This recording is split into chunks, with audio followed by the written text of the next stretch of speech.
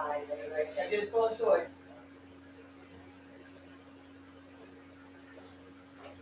All right, well. Keep him there, Bobby.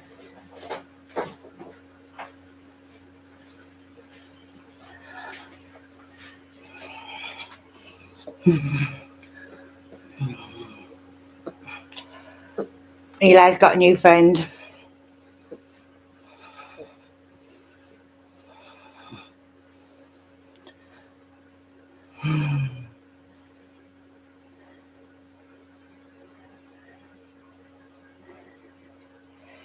Yeah.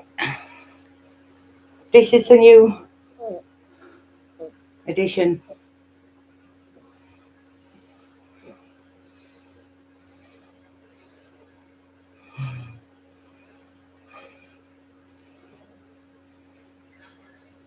Looks like a gorilla. You're like a baby gorilla, aren't you? Like a baby gorilla. Like a silverback. He's a tiny gorilla coming. Watch.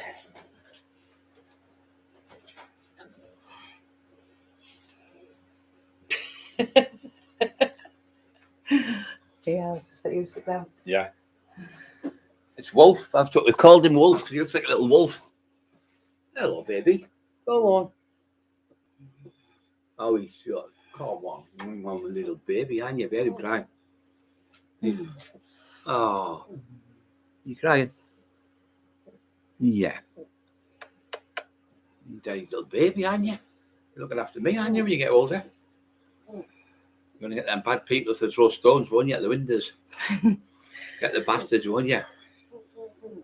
Yeah, it's like you're between a silverback and one of them black bears. You're right. You can't even see him get shot up, can you? No. He's just gorgeous. Right, so hold on. Like the fucking little gremlin. There he There is. he is. There's the baby. Does look like a black bear, doesn't he? Yeah. We called you Wolf, haven't we? We called you Wolf. Give her a kiss. Oh, you love. Got to meet your brother yet, haven't Oh, you? good to meet you, big brother. And you got a cold nose, haven't you?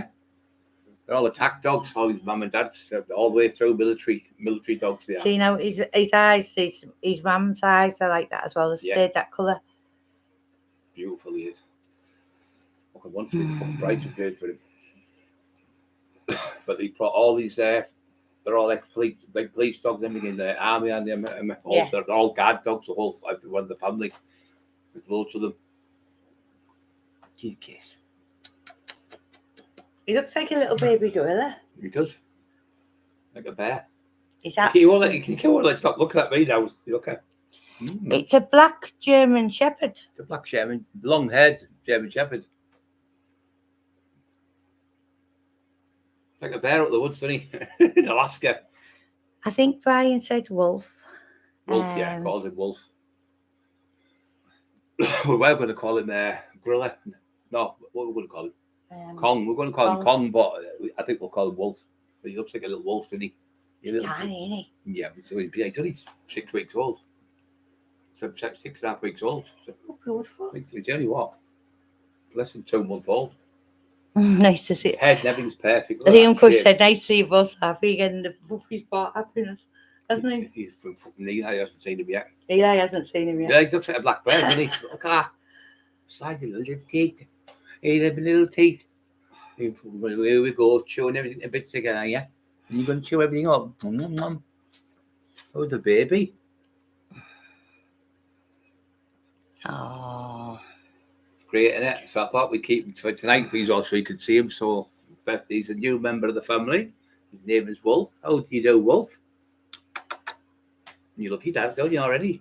And you love your mum, don't you? Rachel just got him from Leeds. And thank you, Helen, for taking that. I'm his best friend. Been about 10 hours, I've just fallen there and back.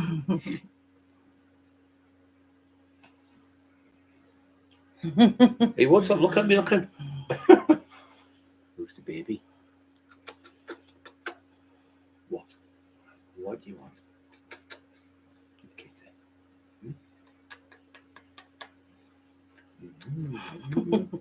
You're a little baby, aren't you? It's gorgeous. It's beautiful, beautiful. You've been all puffed up. Oh, you make that noise. That. Sounds like a fucking gorilla. It sounds like a gorilla. Look who's trying to bite me already. Yeah, listen. It sounds like a gorilla. You haven't been to Africa for a minute yet. Look, he's like a little panther. Doing a gorilla noise. You've got me with them teeth. Hey, you took your pegs. Oh, I don't know. He's kissing me. Get a kiss. Yeah, get a kiss then. Is that my kiss? Yeah. Eli, Scrappy was like that. He was smaller. He was only that big, Scrappy. Oh. He was 10.5 stone, Scrappy. He won't be as big as Scrappy was, but he's going to be big. Because his mum and dad are. Oh, We won't let him see him there. Just don't let him in here because he'll jump all over. Put him in the kitchen with him. I'll put him in a cage upstairs and take him up. Unless you put him in the kitchen with him, so then you can keep an eye on him while we're down here. Put the baby in the cage and let him go to look for the cage at him. And that way it's the best way to introduce him. Then it's the south. Bobby? Yeah, but until I get him wormed, I think I'll keep him in that cage. Yeah. So he's like Eli's one. Doesn't really matter. You just worm them both tomorrow. That's what you do. There's a new addition to the family. Just what you do when you get dogs, even if they've been wormed, always worm them again. Unless they've just been wormed or something. Because then the other one can catch you off them. You can catch them, humans can catch them off pups. They'll catch them off the bums as well. He was the pick of the litter and we got very, very lucky. Jet black he is, the whole litter. And blue eyes. Proper guard dogs. I've got the love. Donna, thank you very much. Liam Cush, Over the Moon, which we use both. Abby Lee, Can't Stop for Long Taking, Sleeping Tablet. Will you have a good night's sleep, Abby? We love you all the world. Racing Lady, hope you're okay. Cush, beautiful wee thing. That's definitely Scottish. That wee thing. Yeah, he looked between a black bear and a gorilla. He's making noises like a gorilla.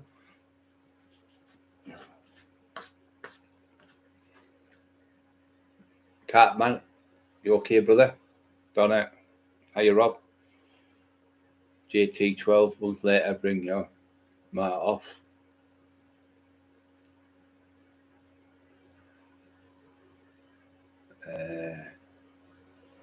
Donna's on.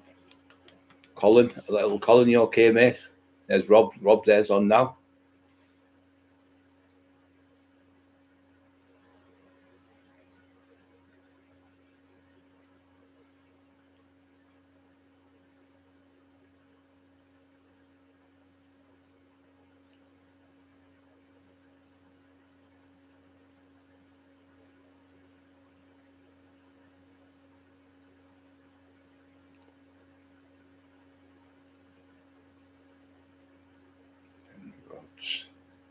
I will probably be dead.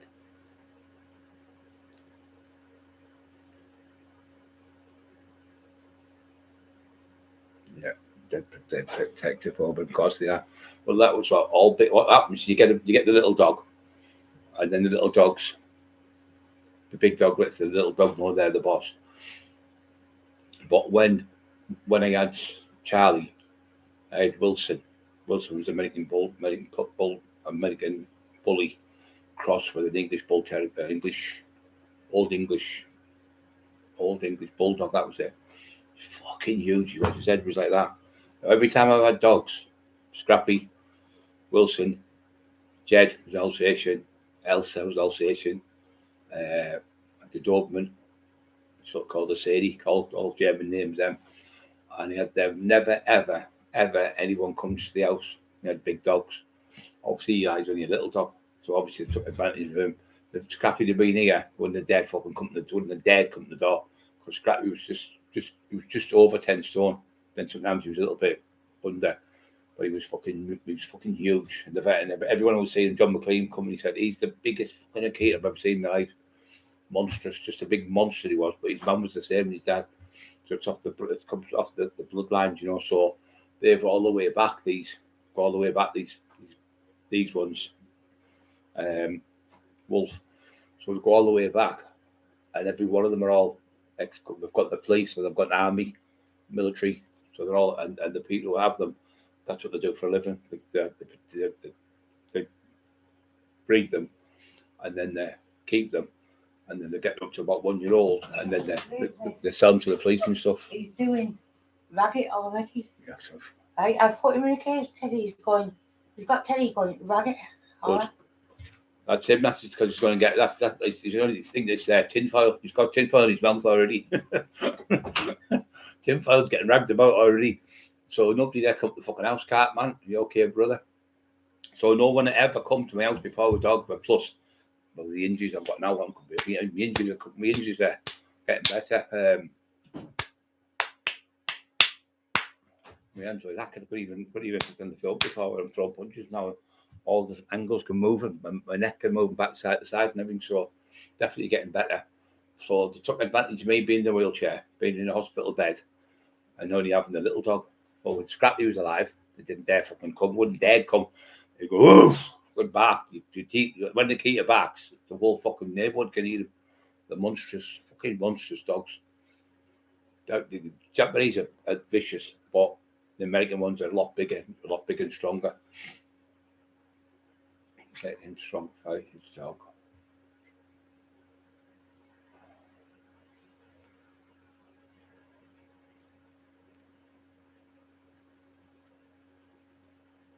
Yeah, that's what they do. Eli was real sick when Scrappy was poorly. Eli was starting to look after Scrappy. But what happened with the Nikita? They won't back down to nothing. They will not back down. Same Alsatians the same. They won't back down, so they'll stand to the death. But the Keaters will lay with you when you're dead, and they'll just lay there until whatever somebody comes along. But they're so loyal, the Keaters. But Alsatian's a good dog as well. It's so easy to train. It's the easiest dog in the world to train. Well, you've got to be commanding with your voice. You've got to let them know you're the boss. And it sounds nasty, but you go, no! You've got to shout really loud at them, tell them, then they know you're the boss. Then they'll never bite you, see. Because if you let them be the boss of you, that even that a little bit, then they can turn on you. Because all dogs are like, they want to be the alpha dog and beta dog, and you want to be the top dog. So you've got to be the top dog in the house to protect your family, because the dog can take over then if you don't. But I've never had a dog bite me, never, not once. I've a massive 14-stone Rottweilers, all sorts, never ever. Just the way you bring them up, you give them loads of love and that, and just loads of protection. Feed them, and it's all you do, take for walks and play with them all the time. It's great. Oh, thank you very much. Thank you very much. God bless you. So that'll keep. Probably about a year's time, he'll be up monstrous.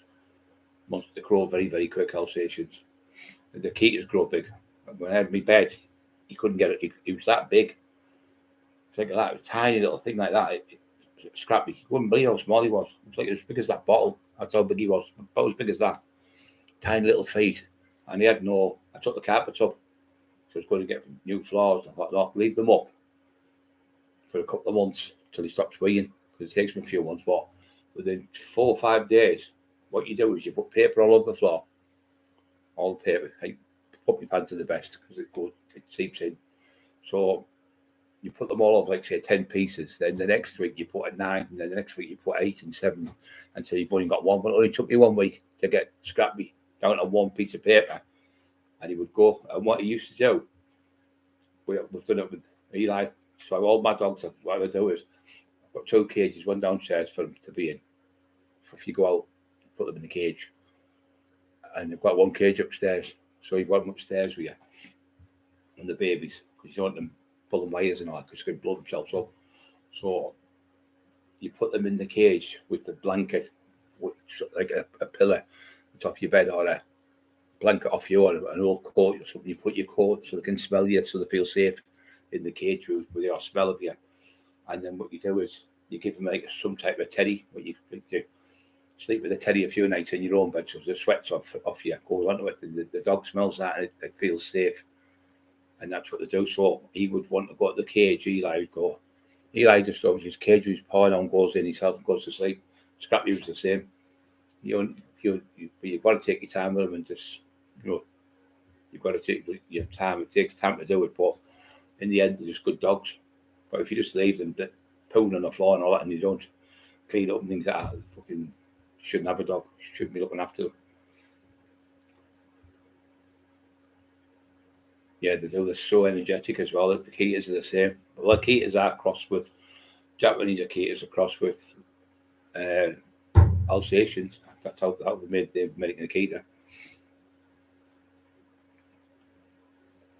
Neil Berman, very true. That dogs are great getting out. Yeah, they're great and also for depression. When you're fed up and you're bored, or if you're on the bed, they can actually. My hand's bad. That hand there. He comes every day, Eli, and he'll lick my hand for ages, 20, 30 minutes. It's actually if he's massaging it, and you can feel his tongue dead hard, doing it. And the blood starts going back in my hand, because sometimes I'll wake up and it's freezing my hand, and he'll come over, he starts grabbing back, mauling it and pushing it with his paws and massaging me. Does it every single day. Yeah, I see. I went to the toilet the other week, and a little pup went like a little squeak. I come here, and his little blue eyes come up under the bed. You can see him. And he'd run across the floor with little tiny paws, and I used to strap his paws. I used to put them in, like his head was there, and his paws out each side. And I would carry me a little blood pup, and he was like, but they don't take long to grow. Dogs like that. Trap. Hi, Bram Raider. Fredo. Fucking knackered. I've been up all night looking at dogs. 2 days now, 3 days. She's over going Emma, the dog. She loves dogs. Trap Mafia, you okay, brother?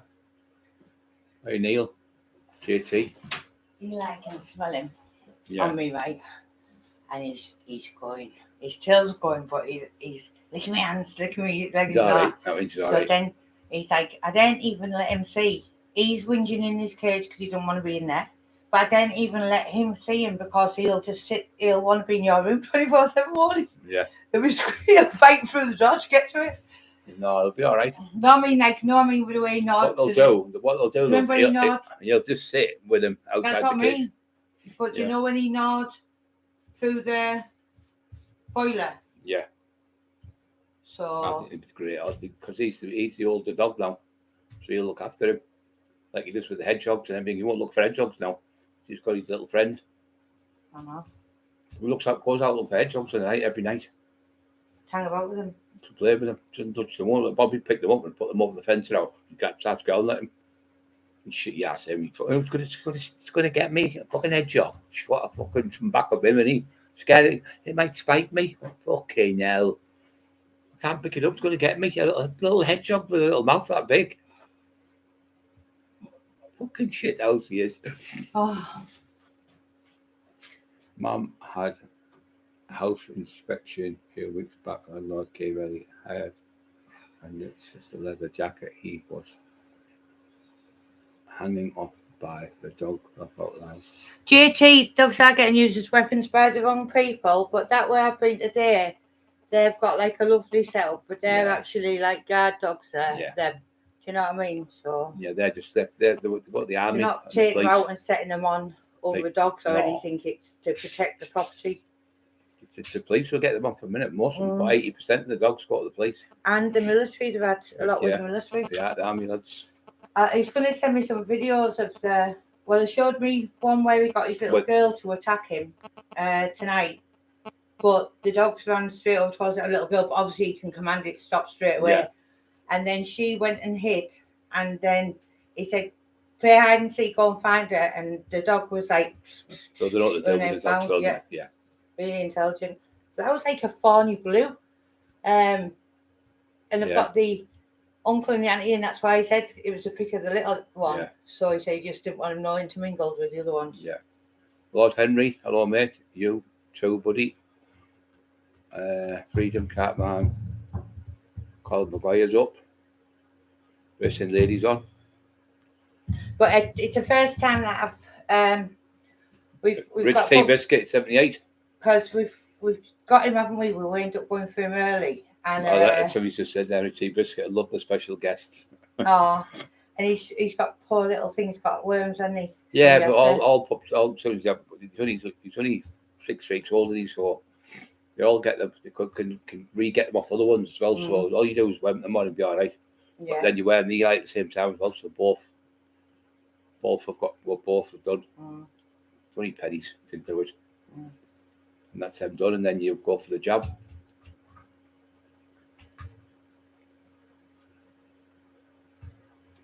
I can hear him banging about in that case up there. I can. Very, very alert. Very, very alert. His eyes. Gorgeous blue eyes. He's on the bed when we playing on the bed. Then he got underneath the bed. I went to the toilet for a way. He's squeaking for me. Little squeaky pup. You're a little baby. So just saw Rewind Alive. Autistic man, did you see Eli's phone? I'm not told. Oh, just Rewind Alive. Oh yeah, you can do it yourself, can you? On your own. You just go and watch it, rewind it yourself. Start at the beginning again. When you go back on, it'll be on your computer still. No, Eli, we didn't even freak out when we went. Nah. He was like hard as nails from day one. No, he was trying to jump off the bloody settee. It'd be like us jumping off a roof, the height of it. And he was only 5 weeks old. He never cried. Like that. Not scared out of him. Yeah, but you've just took him away from his family though. Yeah. That's what it is. He'd come right straight from his family. Oh dear. You let him in, just let him go up. Let him go. Yeah, let him go up. Just make sure the cage is locked. You won't hurt him. They'll sniff him like mad. They've got to introduce them. See, the quicker you introduce them to dogs, the quicker they get on.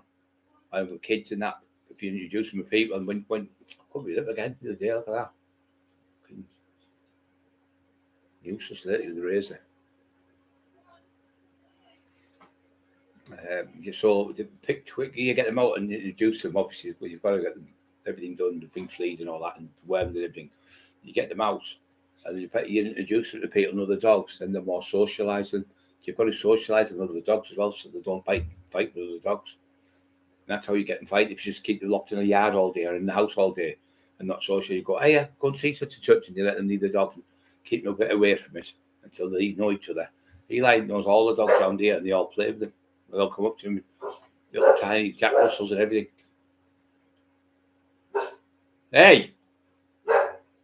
She's just shouting his mouth up. He thinks he's the boss, doesn't he? Just do think dogs get in the way. Do you think not? Don't understand that, do you? Think dogs get in the way? Get in the way of what?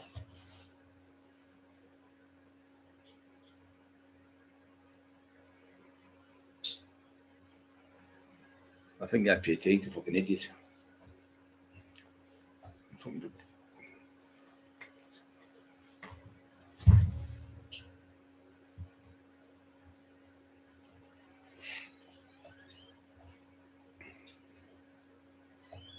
Yes, I think that's tinfoil, that daft cunt. You tell him either way, he's just a crank, absolute crank. You can tell it's that daft cunt straight away. He's been coming on all the time with these daft little fucking things, talk shit. Yeah, Paddy Conroy had 890 people and you only had 80 on. I went, I don't give a fuck if Paddy Conroy take 8,000. It's got nothing to do with what he does. I do my show, you do your show. You can you tinfoil because you haven't got one, you daft little cunt. Scruffy little thing. You go and wash, you piss the bed more than my fucking the pup does. Go and get your pissy sheets clean, smelly cunt.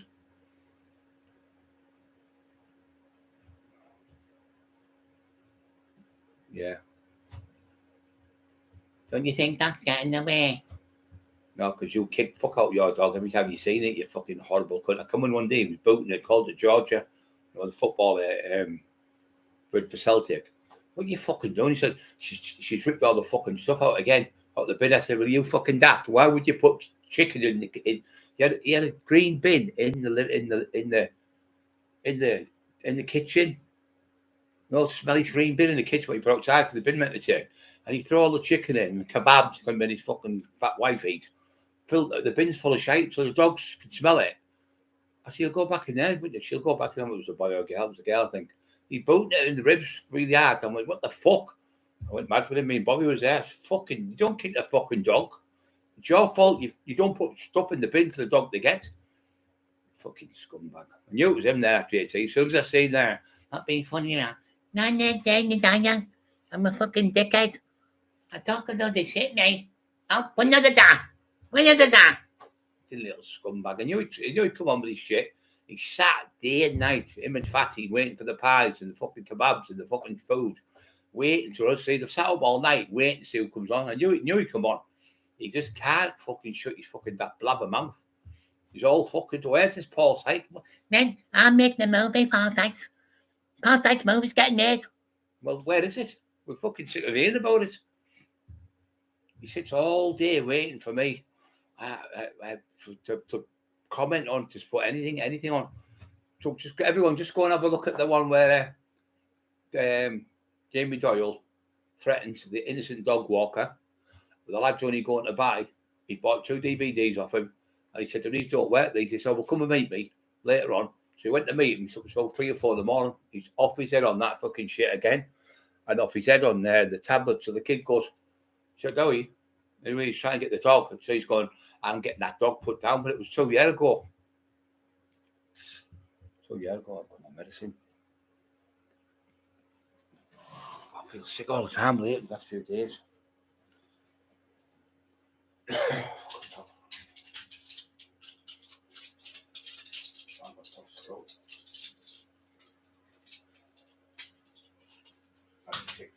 Fucking horrible.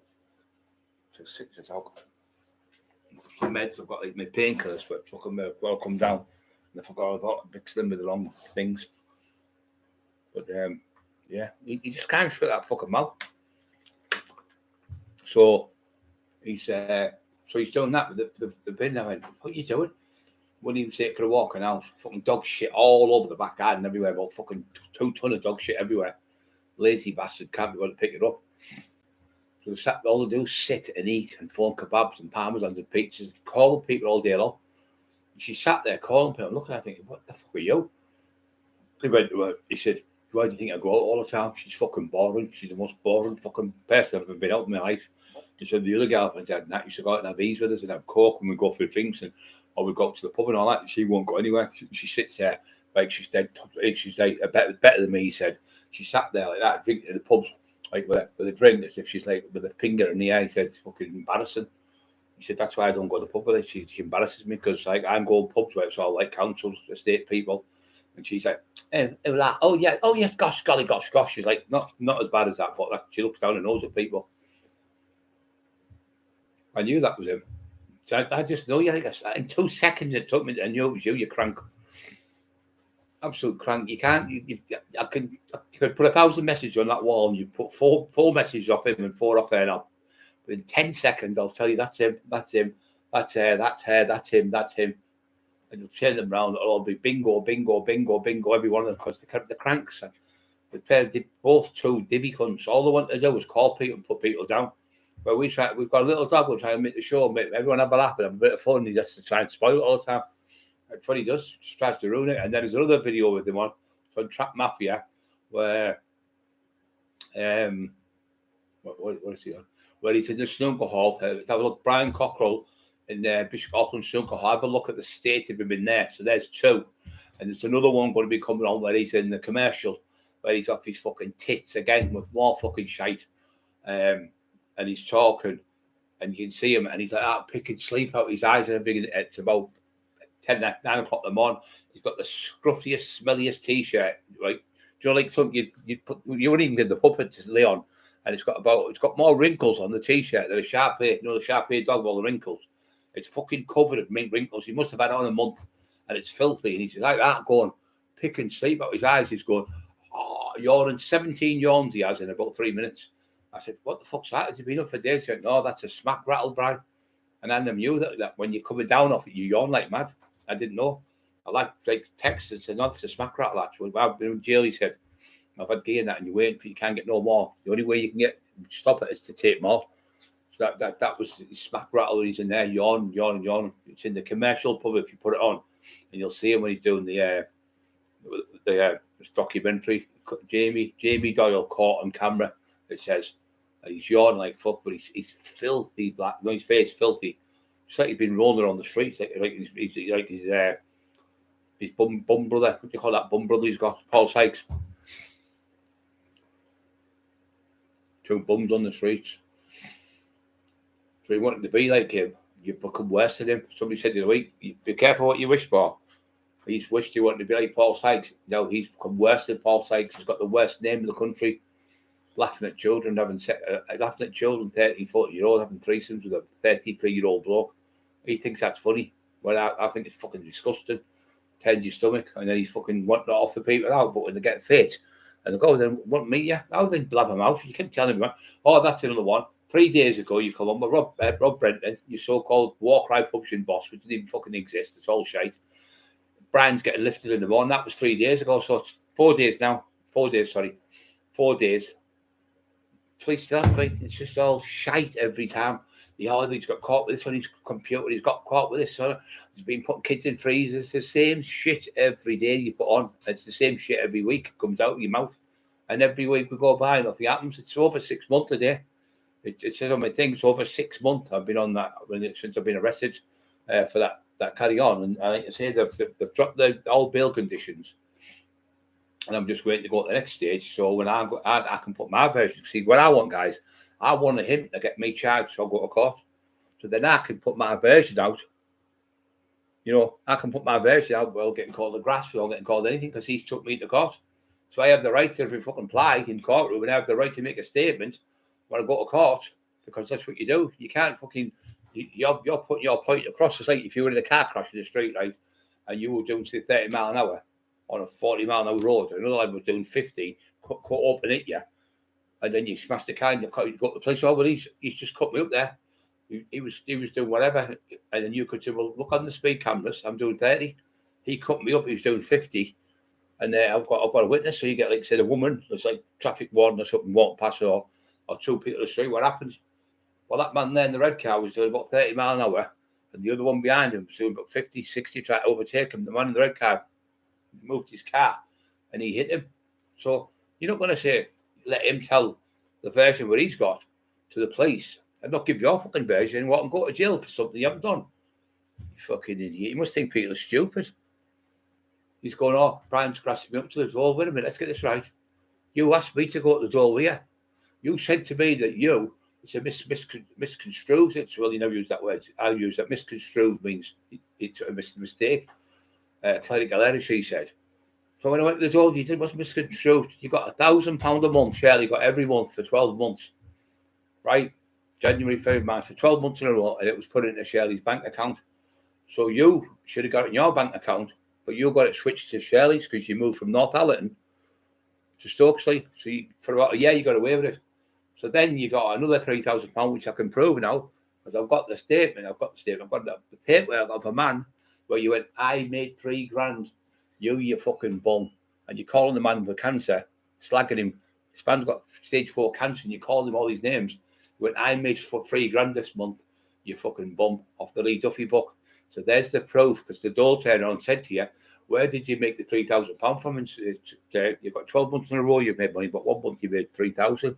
But I got it to go and off Rob Brenton to go and interview boxers in Liverpool and in Manchester. So there's the proof. You've said that to them, but it's on your phone, or you've sent a message to him. I made $3,000 this month. I'm going to lend you the $5 because you're under me. I'm over you. I'm more powerful you. I'm a better writer than you. And this man had stage 4 cancer, torturing him. So he's already written on there. He got $3,000 for selling the Lee Duffy book in black and white from your own phone with your name on War Cry Punch, War Cry Press. So when the Dole get that, you're fucked, because it's fraud and deception. You and Shirley are fucked because she was claiming family credits at the City Advice Bureau. Yeah, you don't like it when you get it back, do you? You're all right grassing everyone else and talking. Yeah, I'm telling the truth what happened, because I'm going to have to go to court with this, because what's going to happen is I'll get pulled in because I give my word as a care worker that I helped you. I went there and helped you. I mean, Bobby, when I perjured myself, but I didn't know I was perjuring myself for you, because you said you would tell the truth. So he said, well, why would you have £15,000 in your pocket? He said, how can you fit £15,000 in your pocket anyway? He said to him, oh, I interviewed Tyson Fury. I went, no, I don't believe this. He's fucking... well, how did you know Tyson Fury? He said, well, I knew him through... I used to box with Ricky Hatton. I was in the ABA finals 3 years. I'm thinking, what, you fucking liar. You're going to get caught here. Then the man said, well, Tyson Fury had 2 interviews this year with the BBC. One was for £1 million, and the other one was another £2 million he got. And that was... he signed a contract where he couldn't go anywhere else to do interviews. So how would he do an interview with you? Just walking off the streets, you know, I used to box with Ricky. I know the Furies well. I know John. I know this one. I know Peter. All lies. And I find it very strange. He said, well, where's the receipts when you give him the £2,500? He said, well, what did you pay me? He said, well, I give him £2,500, Ricky Hatton. I said, well, where's the receipt? Where's the cheque? I'll give him cash. What, you give him what you walked on with £15,000 cash? Or the 12 grand you got over 12 months. And 3 grand in 1 month is 15 grand. You couldn't fit that in your pocket. The most you can get in your pocket is 2 or 3 grand.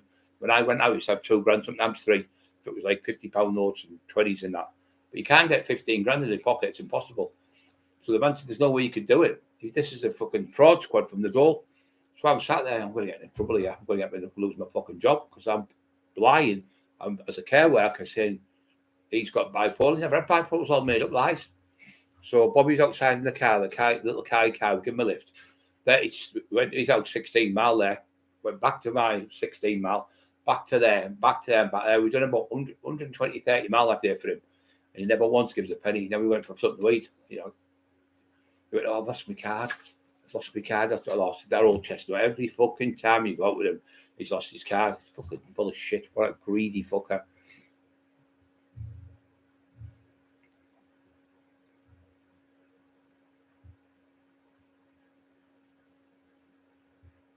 Yeah, mate. So anyway, so I'm sat there.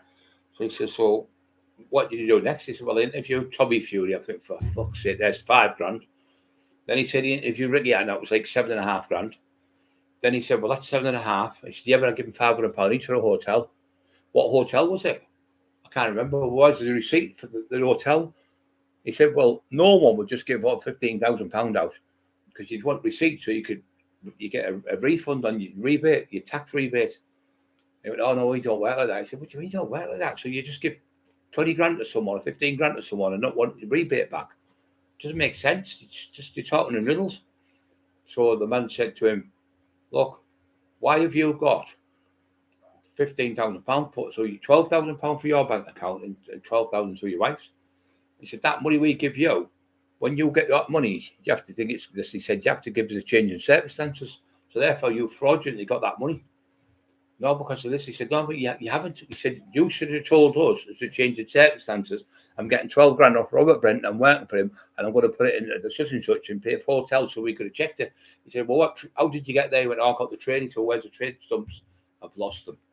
What hotel did you stay in? I forgot. Well, what hotel did Tyson Fury stay in? He went, I forgot. What hotel did you? Don't tell me. I forgot. He couldn't remember any hotels. If that was me, going to meet the best boxer on the planet, Tyson Fury, and fucking Ricky Hatton, the greatest middleweight of all time, 4 times world champion.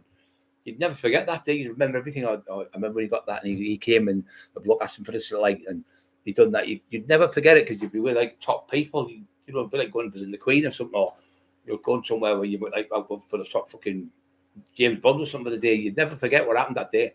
But he forgot everything. So then he said, well, it still works out.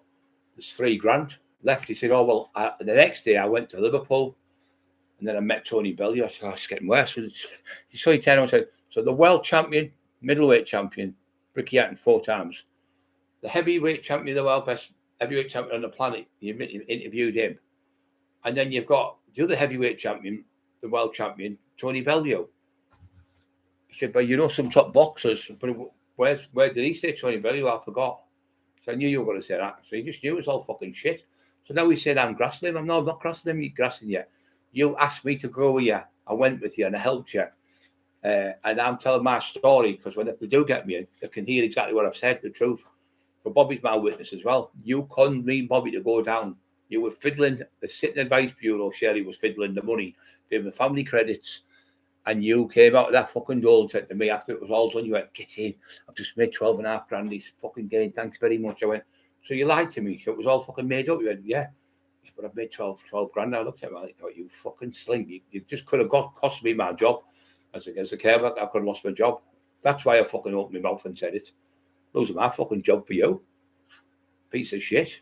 Fucking fiddling people. And then you're calling people on the door, get a job, get a job, you bum, because they can't get a job. Or somebody's not very well and they're claiming dole money. You were claiming dole. You were claiming dole. Your wife was claiming dole. She was claiming the Sitting Advice Bureau money, getting, and you were also claiming money off Rob Brenton as a cleaner, you said. And you were also getting money off Rob Brenton selling the books, the documentaries, the paperbacks, the audio, the Kindles. You kept every fucking penny to give no one an out. So if you paid us all this money, why don't you just come out, show us the receipts to everyone, say, well, there's the receipts I paid him. Why it'd be so simple to just stop all the trouble, or go to the police and say, look, Brian's lying about me fiddling the door, and I've never fiddled the door, get me charged for lying about you. Why don't you phone the door up and tell them now, get the police to arrest me now for malicious communication, making stories up, making lies up about the Furies and that, and let's see who's telling the truth, because you know why? You know why? Because you and I were on fucking recorded, because it was illegal what you did. You were under arrest by the fraud squad. They came from Northallerton to Middlesbrough Hall and said, right, as of now, you're under arrest under section such and such. We have to go in here and we're going to be recording you on tape recording because it's a serious offence what you've done. So it came on, it went beep, the machine came on, and they had to give his name, the woman give her name, and I give my name, and he give his name. And I had to sit there and make a statement to help him. Emma! That's the dog thing. I'm trying to get the hook of safe. Just killed me.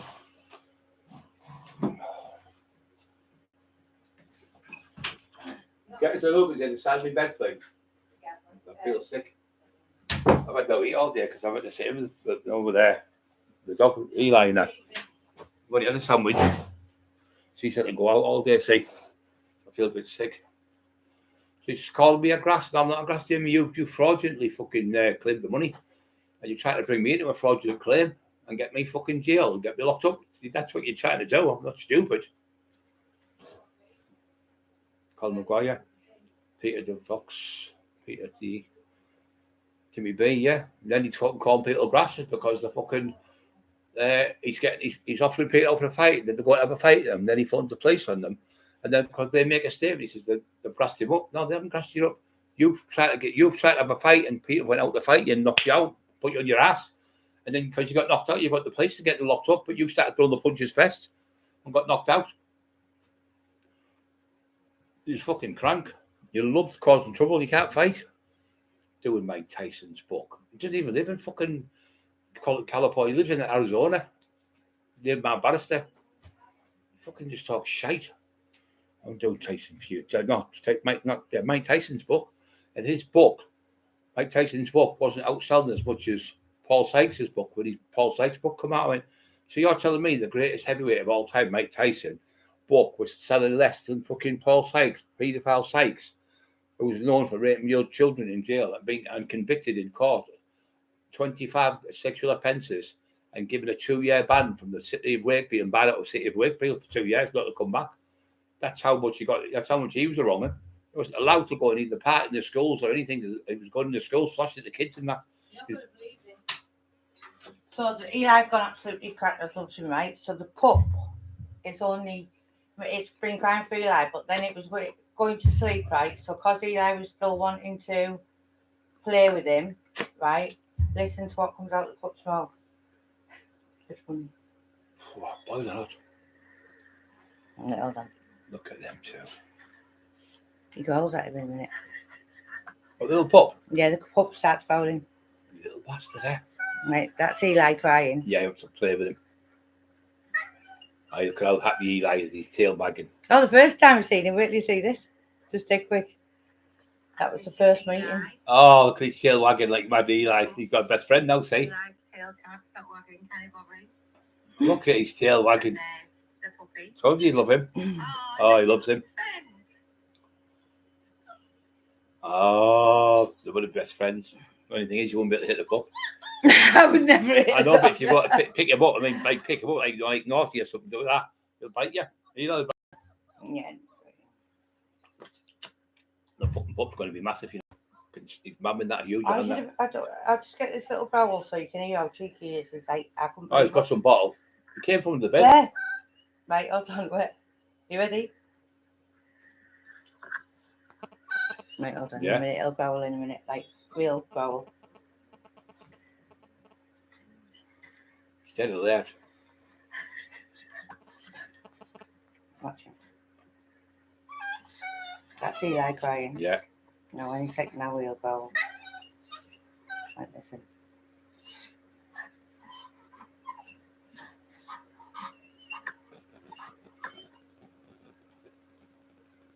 Must swing as well.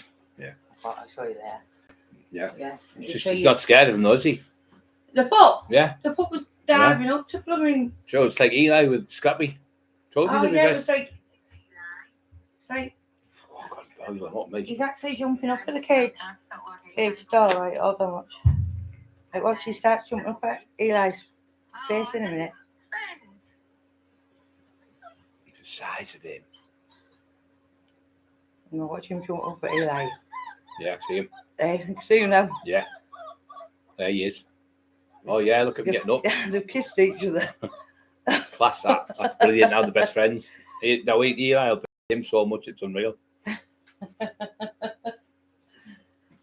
Yeah, so the idiots who've got me in the fucking doll, telling a load of lies to the doll, and he's got me on recording, and he's going, and he's on, I made 15 grand and all that in the background the next day, talking about books. I'm like, you fucking idiot. No, that big blabbermouth can't shut it, always gets himself in trouble. So when they look at that and see him, and they'll go, wait a minute, you told you got the money to go and do an interview with fucking Tyson Fury and Tony Bellew and all that. So they'll check with them and they'll find, because I know a lad, very good friend of mine from Wakefield, who really did train with Ricky. I used to go to school with him and he used to train with him in the gym. This lad's he's not a doctor, he's like a physio. He does all the muscles and stuff. He did the coupling for me and the Dale's friend. He said that he went to school with him and used to train with Ricky and this lad, a proper boxer. A little laugh-cast lad, really brilliant lad. Like Indian, I think he is. And he went to school with him, so he just said he talks a lot of fucking shit. Doesn't even know fucking Ricky Hatton, he said. Pretending he knows people, these boxers.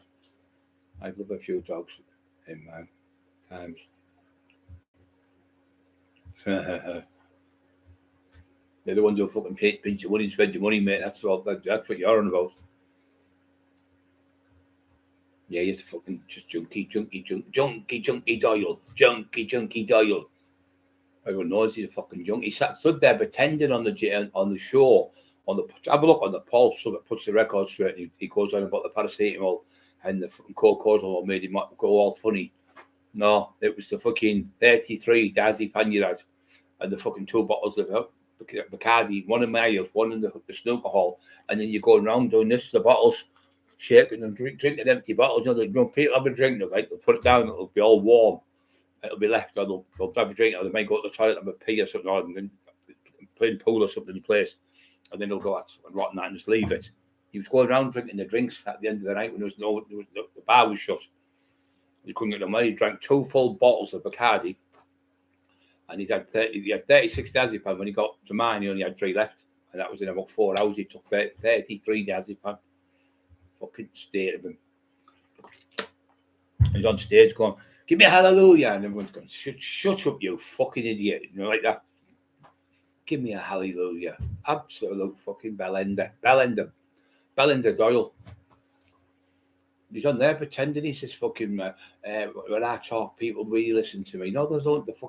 People cry. They fucking cry. They cry, or the cry would piss themselves laughing, or the fucking cry because the fucking you're doing their ears in. You know, their ears in like a fucking blackboard. But he's scratching your nails down. Listen to me, no Brian Cockwell. I'll fight you. 11 a.m. Still say to him. Didn't you say thank you to Helen to. Yes, I did. Yes. For taking us, didn't you? Yeah, 100%. Thank you. You're very welcome. Yeah. Yeah. So. Thank you, Ellen. I know she's had to go and see to her own animals now. Right. She's got a cat and a dog. Cat Bam, dog. And Barney Rubble. Barney Rubble. The 140 on 41 thumbs up. Yeah, this talks a lot of fucking shit. I'll thank you. On this video, he's talking to the lad. He's going, I'll school you. Remember the one with that one? I was telling you. He's doing the same with me when he was doing I'll school you with me left jab. And on that one, Jamie Doyle threatened to dog what? He said, I'm going to knock your fucking black teeth down your throat. Why has he not been charged, guys? How the fuck does he keep getting off all the time? But anyone you use would talk like that. One thing, you'd be charged the same day. They bet your door coming through your door fucking 2 o'clock, 3 o'clock in the morning, but not him. Keeps getting off. No, because you're a little snitch.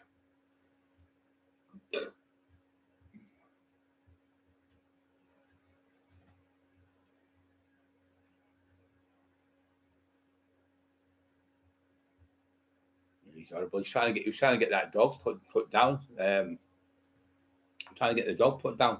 But they're letting the street and the dogs, the owners of a dog, the dog's going to protect you, and he's fucking wanting to mully him and all that. He said, I'll mully you, put your one hand behind my back. Well, I've got another statement of someone else where he's going, I'll fight you. I've fought 27 times in the ABAs. I've got the full script of your form of war cry pumps in your face and all your friends on it. I fought in the ABAs 3 years in a row. I will mull you with my left jab. Same fucking shit. Another one will cancel this, by the way. I'll mull you with my left jab. You can't even fucking fight. You're just a fucking bullshit, in fact, turd of cack.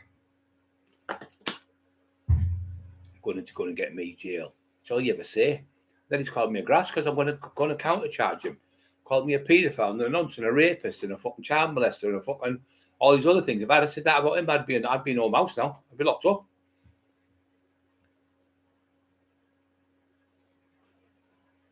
Yeah, it doesn't matter what breed the dog is. Yeah, you're right, mate. Tomorrow you've got a chihuahua, a fucking Jack Russell. Doesn't matter if you've got a goldfish, a mouse, fucking tinfoil king of the piss bus, pissy puddle. Yeah, I said to her, what when you first met him, once you, well, he fell asleep on the bus and he peed himself. What do you mean he peed himself? He was laid on the bus on the floor, and it was pee all over him and all of the things. So I had to get him off the bus because he was coming to Wakefield because it was the first time he'd been down there to see Paul Sykes, and he met Dale. And Dale took him around all the place and showed him everything. And he shit on Dale. He was saying, "Oh, this that." You're calling Dale West and shit as well. Fucking horrible he is. I try and get Dale in trouble. They say to Peter, "Oh, he's a paedophile, he's a nonce, he's a rapist. He's done this to this woman, done this to this woman, done that to this man." All lies. And then he was trying to get this other lad to have a fight with him, which is Simon Ambler. And Simon Dale went bum, knocked on his door 11:30 at night and went, "What's going on?" He said, "Come in." And he showed him all the stuff. But tinfoil said, he went, "I never said none of that, mate." He said, "It's all fucking shit." So Dale went, "Well, there's my phone." It's not with my phone. And he said, "Well, it's not with my phone." It's him again, like he said, with Richie Horsley. Richie Horsley's going to fight you 1-on-1. 15 times he's phoned you, and you didn't answer the phone. No, it was you. It was pretending to be Richie changing the admin of the numbers of the computers because you had all our books where you could sell them, and you were changing the fucking names all the time and changing it to a different number and a different name, like say Johnny 153 or something, calling them and then changing it back to me so it looked like me who's been doing it. I haven't got a fucking clue computer. I wouldn't have a clue to change your fucking email or anything. And that's what you done. You thought, "I'll do it like Marty. Marty doesn't know how to computer. Terry doesn't. Brian doesn't. Paddy Maloney doesn't. Mick Sorby doesn't. All the people were older, the older generation, know not about computers. So you and fat ass, the fucking pie eater, she fucking was doing it all with her little fat picky fingers, wasn't she? Piggy fingers. Old piggy fingers. Well, you know, sometimes you get your fingers in too many pies. That's what you've done. You fuck yourself up because you can't even remember what statement you made about that one or this one or that. When you brassed that many people, made that many statements, you haven't got a clue what's going on.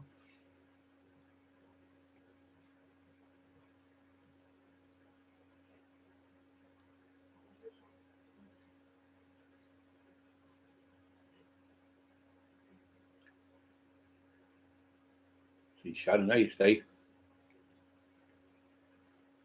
It's fucking freezing now. I've got like a freezing cold.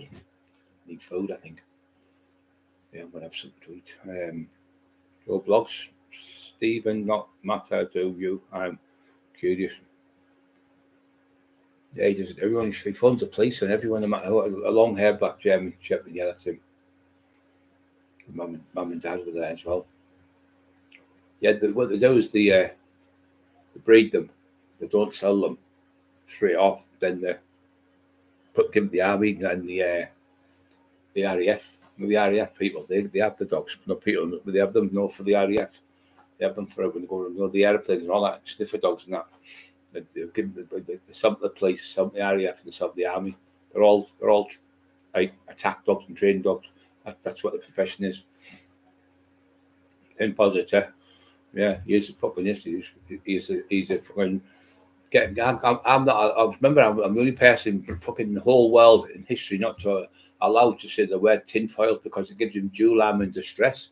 I said, "What do you think? We're threatening to rape my fucking wife and come through my door and shoot my wife and kill her, and kill my brother and kill me and kill Eli's head off and bum my dogs? What do you think that fucking stress that gives me? And I'm just sat there, basically paralysed. I can hardly move. How do you fucking like it?" Vile words. She said she got really bad. The things he said. She said the thing is, none of them are true whatsoever. Absolute garbage. They know me. They're not stupid. Putting children in freezing the kids because they wouldn't. The mum and dads. I didn't need to. Why would the taxman need to get a little baby, put it in the freezer? Don't even make sense. Freeze a baby to get money up. I'll just go and take the drugs off them at the rave club or the fucking wherever they were selling them. I didn't go to normal people's house. That video's going up as well where he goes, Brian Cockerill never ever hurt anyone. Me and my wife love him. He's a great lad. And people don't realise how much he's helped people. He don't realise how much he's helped people in the community. He'd never hurt an innocent person or children or kids. He's got nothing on his record towards women or innocent people or children. So why are you saying all these things now? Because you've been found out and I've outed you. And you look a clown, so you try to make me look bad by making lies up about me. But anyone can go and have a check, go down the courts, go down Middlesbrough Police, go down to the Middlesbrough Evening Gazette, go through all my paper stuff where I've been charged over the years, go to the Hartlepool Mail, they've got tons in there. Go in there and you'll find not one single thing about kids, sexual assaults, rapes, beating people up, breaking people's jaws, nothing. All you'll find is me being nipped by the police for kicking the van doors open, fighting with people in the street. But I've gone to court and won the court case. So on my record, I've got driving offences. I've been in jail for, that's it. I've got nothing else to be record. So you're a fucking idiot. So when it goes in front of the jury, they're going, well, where's all this stuff he's saying? So they'll just look, could you just read his record out? Because they have to read it out anyway. They'll read my record out from since you've been a kid, since you've been in trouble, till when the last time you're in trouble, till they read it all out. Everything you've done. Even if you've been arrested for it and went to court, they'll say, well, he was arrested for this, but he won the court case. Or he was arrested for that. He was done for driving the motorbike with no leather plate on. Got done for that. Fucking hell. You've been to jail for selling heroin. You've been to jail for burgling people's houses, decent people's houses, robbing their houses in the same street where you live, where your mum and dad live, burgling people's houses. Fucking low life. I'd like to take him back. I'd smash his fucking skull in 2 seconds even now. I would absolutely fucking destroy him in 2 seconds. Lock him in the garage with me where he can't get out. There'd be nothing left of that fucking fat little greasy fucking chip pan fat head cunt. Absolute minging he is. Junkie, complete junkie.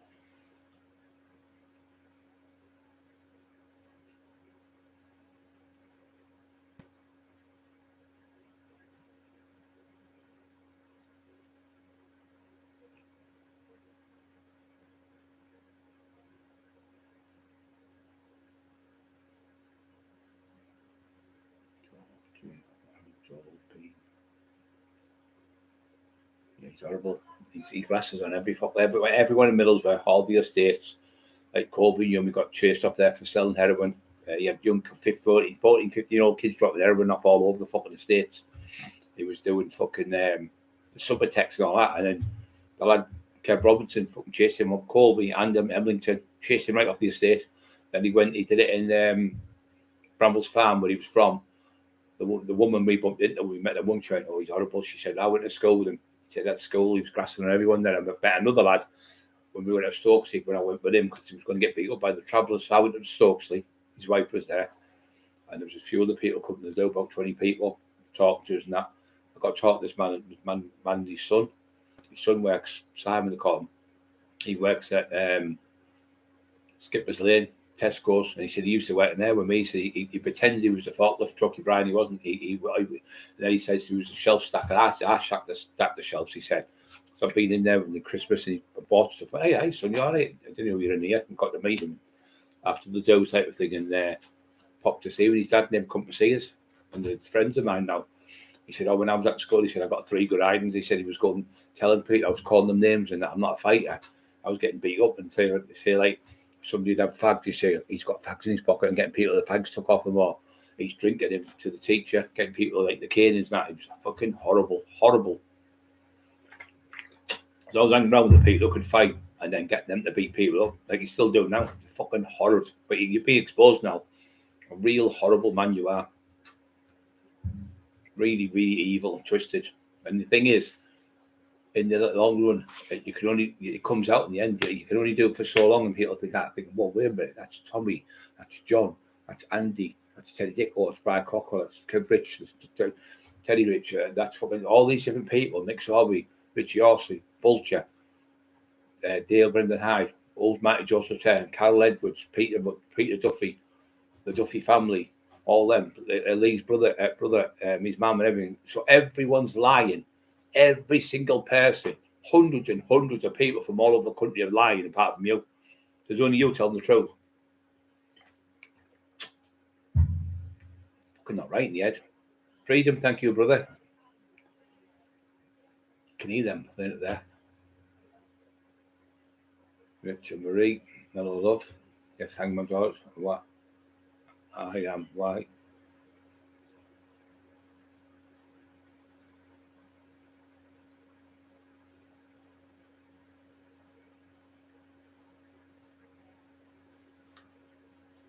Yeah.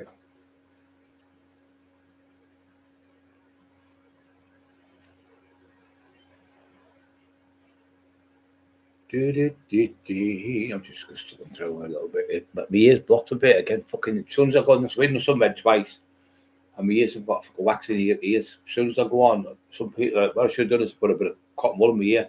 What it does, it heats up, the wax in your ears, and it makes it run. And that's what gives you. In the summertime, you get wax, your ears block up.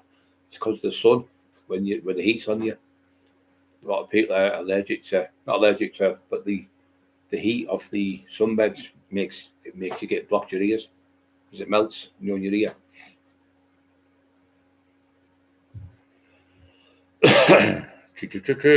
Spanner or not you, Stephen Billingham's.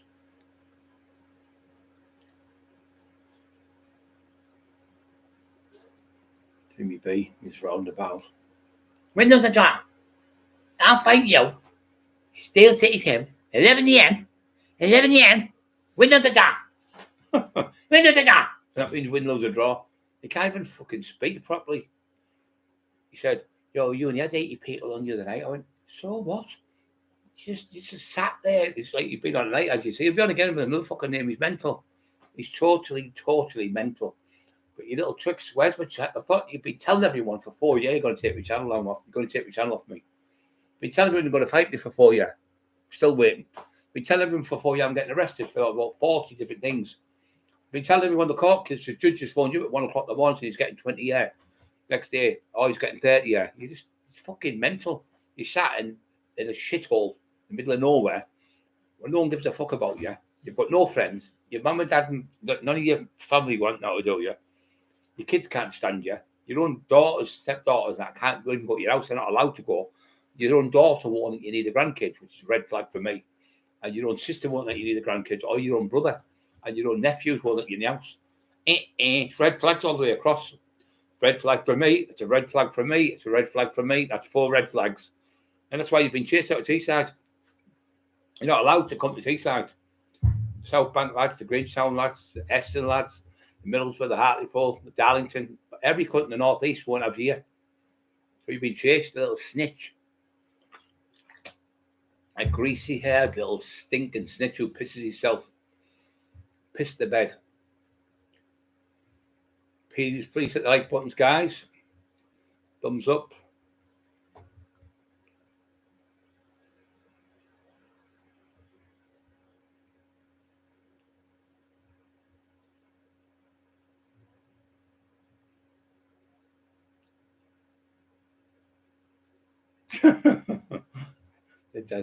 The dad's doorstep challenge.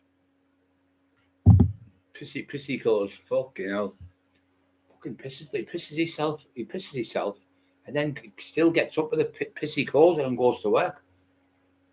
I said, "Fucking stinks in here." She went, "Oh, he's peed the bed." I thought it was a dog. No, because he had a dog. It was him. Pisses himself.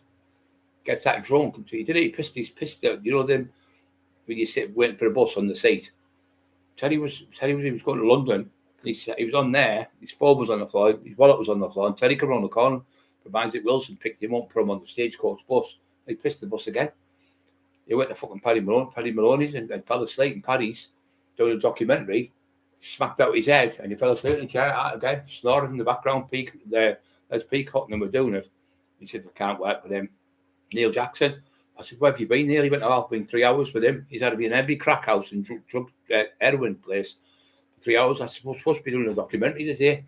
He said, "He's had it in every place." He said, "If I get caught with drugs in my car, I'll lose my license." Because he just says this, he'll take the blame. You have me now, Bobby running about all over 2 in the morning going, "Oh, I'm really bad, I'll eat this and eat that." It was telling me loads of shit. It was all diazepam he was getting. He buys strips of diazepam, he buys 20 blues for 20 quid, and he'll take the lot and take them all one go. And he'll have a full pint of Bacardi or vodka, and then he'll have a bottle of fucking whiskey or something like that. 2 or 3 bottles of spirits, because the girl who my friend used to work in the door with Tony Johns, his niece and daughter live up there, and she works at the co-op. She said he's in every day at the co-op. He doesn't now. He used to be, but he was living there. He come in and he said he'd buy 2-3 bottles of spirits every day, 7 days a week. And when you work 7 days a week, no, you don't. You're full of shit. Your wife writes the books. You can't type, because I asked you to type me a letter for Bobby because he got his gas took off him and you couldn't type. You couldn't type. So that's when I knew, and I said, "Look, what's going on?" She said, "He can't type. I do all the books." She said, "I write the books." He dictaphones them and I write them. I type them out. I'm upstairs all over the weekend while he's downstairs, isn't there? Women who walk the streets of the night for money. So then he goes and pays them. That's what he does. And then he's off. And then he's going to London where the rent boy kids are. Does anyone know where the rent boys are? He's on the train pointing. Can you point me in the right direction where the rent boys are? If you're going to be into things like that, keep it to yourself, because you've got a son there, you've got kids there, and all the kids at school are laughing at your son. They're all calling you because you're walking around with women's clothes on. You're dressed up as you call yourself Beryl as you come in. She's coming in. He's all Beryl. Here she is. He's coming in with his wife's dress on, stocking suspenders on, high heel shoes, lipstick, and a wig. He's walking about and pretending he's a woman in the house, but the fucking 14-year-old kid in the house. Fucking strange behaviour. Calling himself Beryl. Fucking weirdo. Honestly, yes.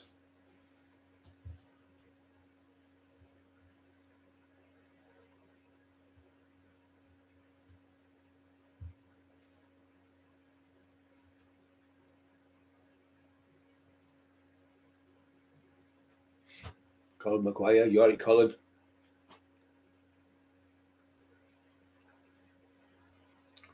Therefore, Colin B. Oh, you're so sweet, Rameta. Just know,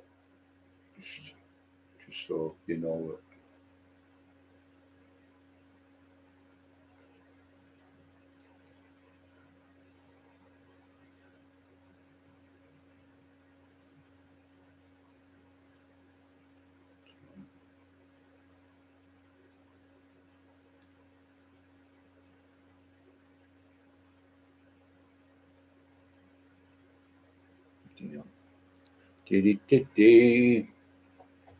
How many audits? Archie 90.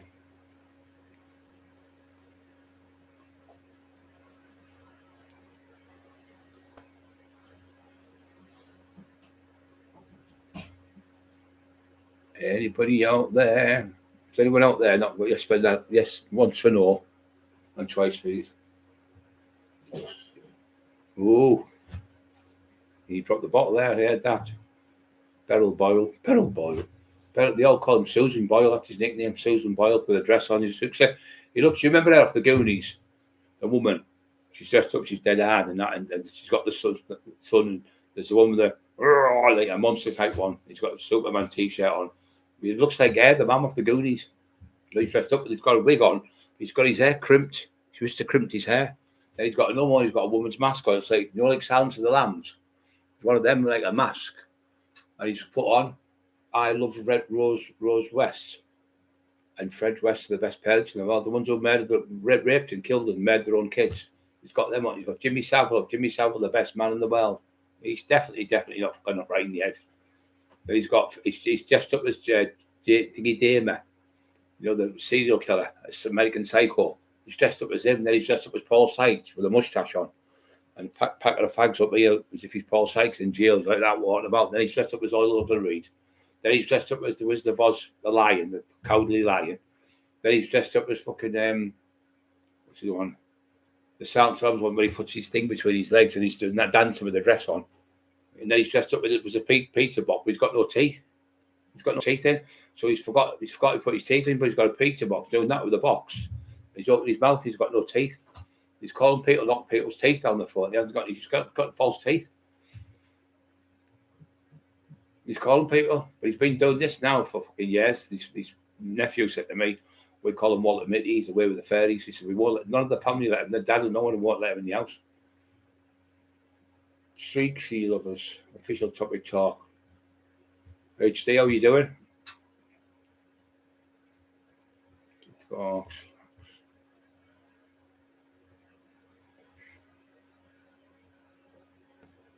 Can't stand that Kiboshi.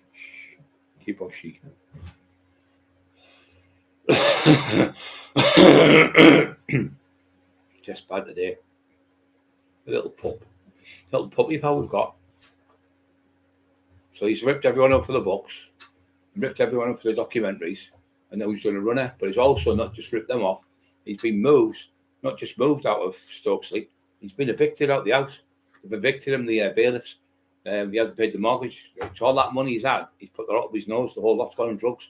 So he's been evicted out of the property because the people live there said there's somebody come around. Oh, he owes us money, maybe like for free. He's done it before. He's got fridges and cookers and washers and dryers and got them all, sold them all, blew it all. So what he's moved now 10 times in 12 years. He's had 10 moves in 12 years. He's moved. He starts on people. They come out to fight in the middle of the night.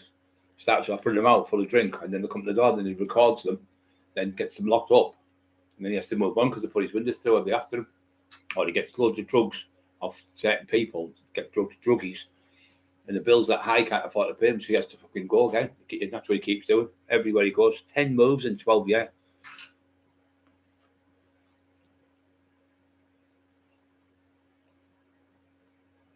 Didn't see that bit there.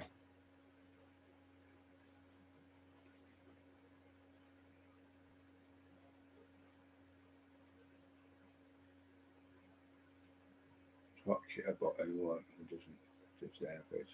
Take sides.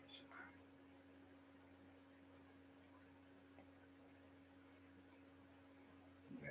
Gotta be your own magnet, it's the best way to be. Somebody's right, they're right. Somebody's wrong, they're wrong, no matter who they are. No matter how much you love someone, no matter how much you think somebody's great, if they're wrong and they're doing something wrong, I just tell them straight. If it was my brother, my mum, my sister, my uncle, whatever, I'd just say, no, you're wrong. Even if it was somebody like whatever, I'd still fucking say you're wrong. No, it's not wrong with false teeth. Not wrong with false teeth, but I'm saying he's laughing at other people who haven't got teeth in.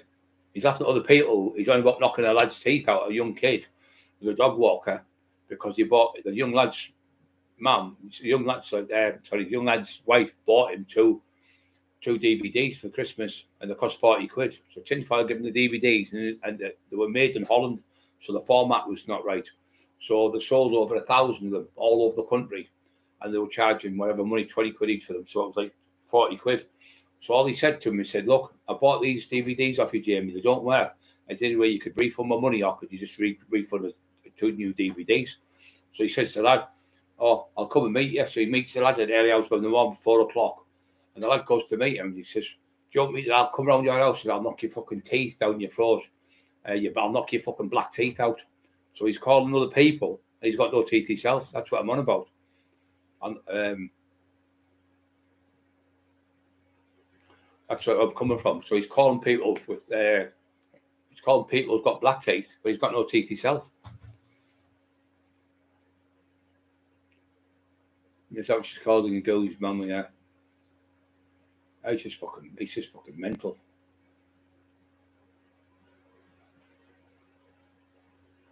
I mean, look at that.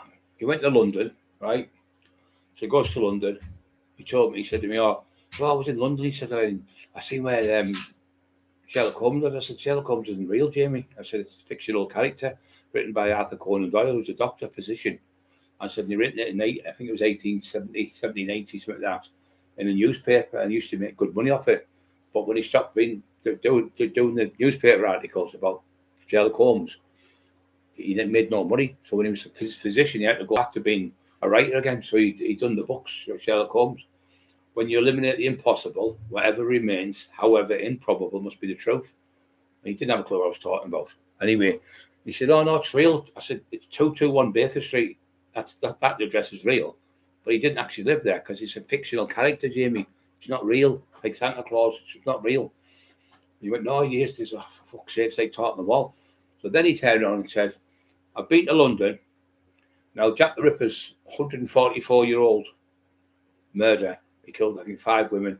Annie Chapel. There's 5 women he killed. But when he killed them, he gutted them from here to there, all the way up, gutted them, and put the intestines out and gutted them and left them.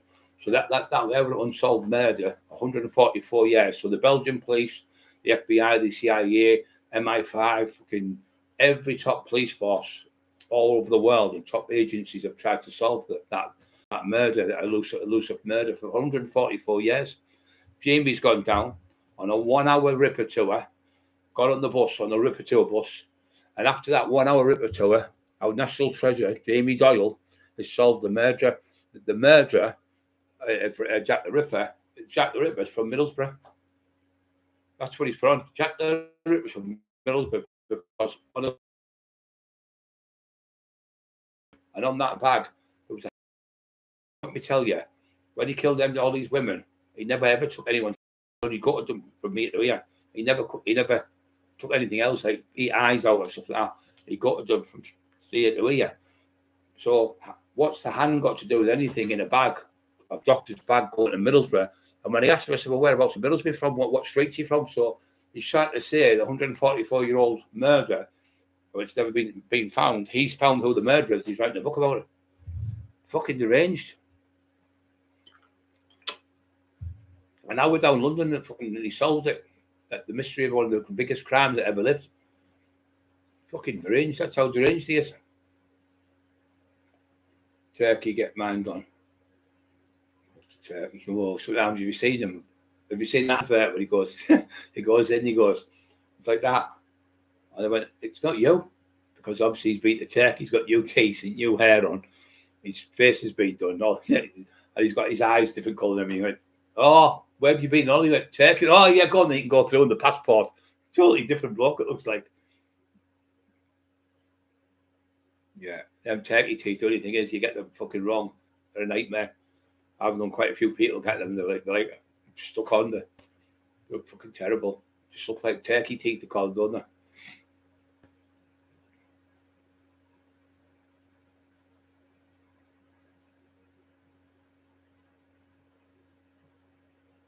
Oh, I see what you mean. I see what you mean now. Yeah, see. But he was like, he's calling people for like being, he'll say to something like, oh, he's a fucking pisshead, dude. I'm like, what? You drink 2 or 3 bottles of spirits a day?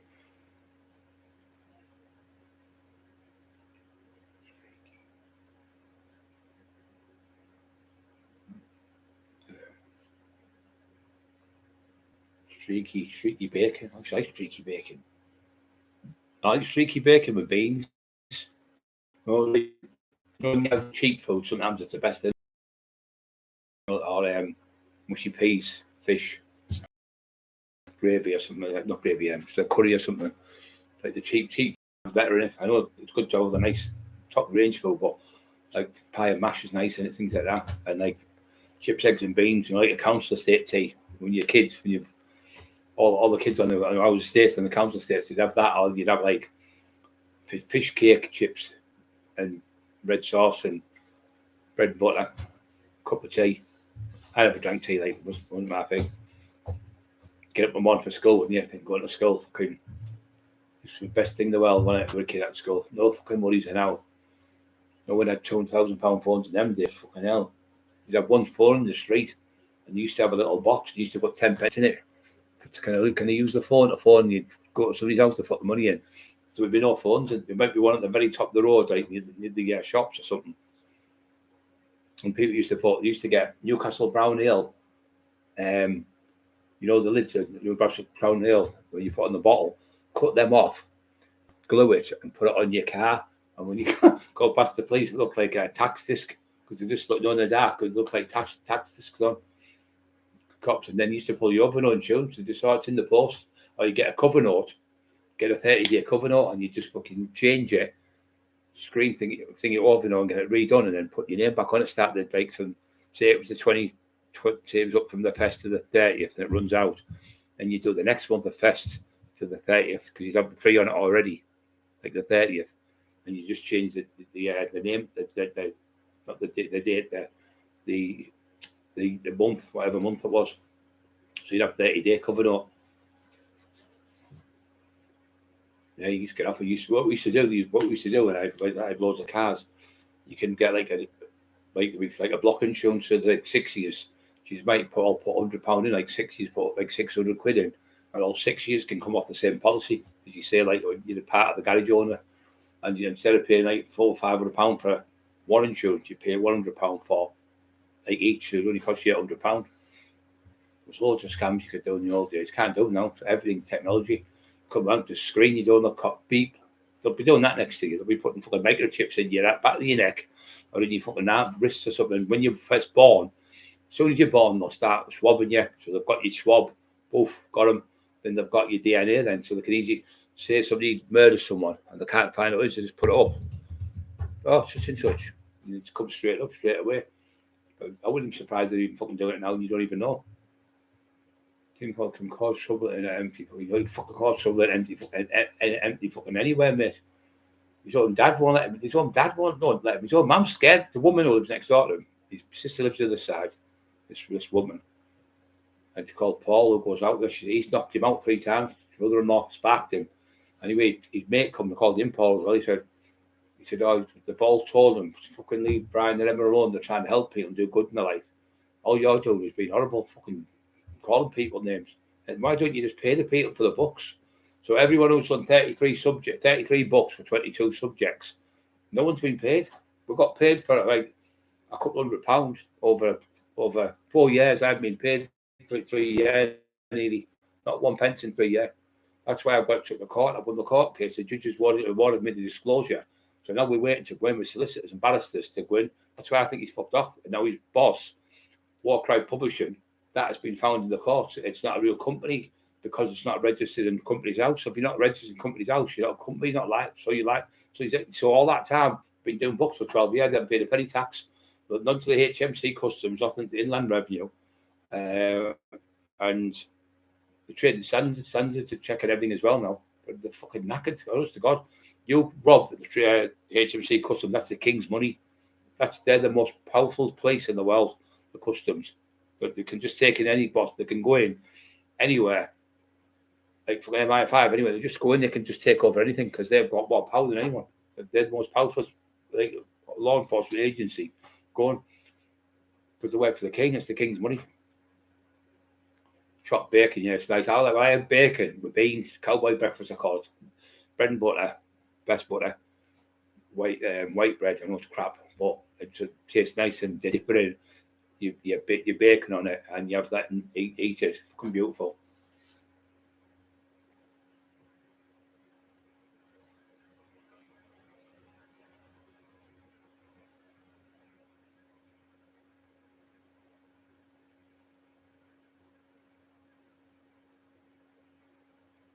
No, it's actually yelling about teeth. Oh, they're fucking stupid. Them teeth are absolutely fucking like the moon. You're on the moon or something. I think salmon cows are the same. Like ding, and the fucking teeth are pure, like just like knock you out, like fucking the glare off the headlights of a car hitting you in the eyes, isn't it? When they're too white. Fucking look stupid. Like cartoon, now expect the gadget to look like them. Pure white as white.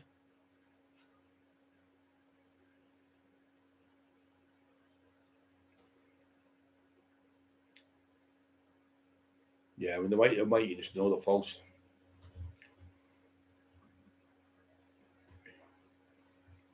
I thought you said you had chocolate teeth then. We had chocolate ready. Chocolate ready break. Ready break, sorry. Or chocolate ready break, sorry. Sorry, you're calling. Chocolate ready break, I didn't like that. I've got ready break. I love ready break. I love wake up in the middle of the night making it. Bit of milk in, cold milk. Kettle at the side, warm water. Because I always eat about 6, 7 meals, 8 meals a day. Just small meals, little and often. And have two protein drinks. So trading really good at the moment. But that fucking idiot wanted to fight me. You couldn't fight fucking sleep, you idiot. And when I went to fight before the police on me, I fucking never turned up at the gym. You said he'd meet me in that gym. He's never been fucking to the gym to fight me once. It's all talk. Anyone can talk the talk. You can talk the talk, but they don't walk the walk. All these gobshites. I'll do it. I'm going to do it. Well, if you're going to do it, come and do it. Stop talking. So they go and start screaming on the phone. I say, why are you shouting on the phone? I'm not 20 miles away. I can hear everything you're saying. So stop shouting. Why are you shouting? I'm going to kill you. You're dead, you Cockerill. No, I'm not. I'm talking to you. I'm not watching Coronation Street. How can I be dead? It does their head in even more. Just psychologically, it does their heads in.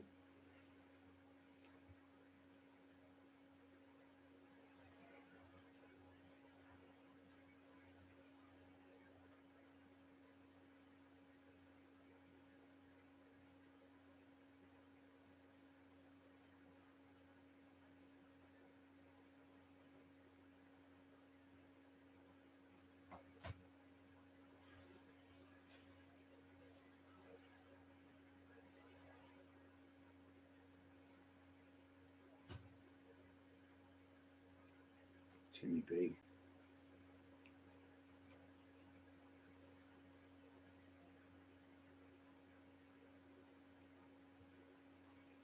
Probably that fucking Libby again.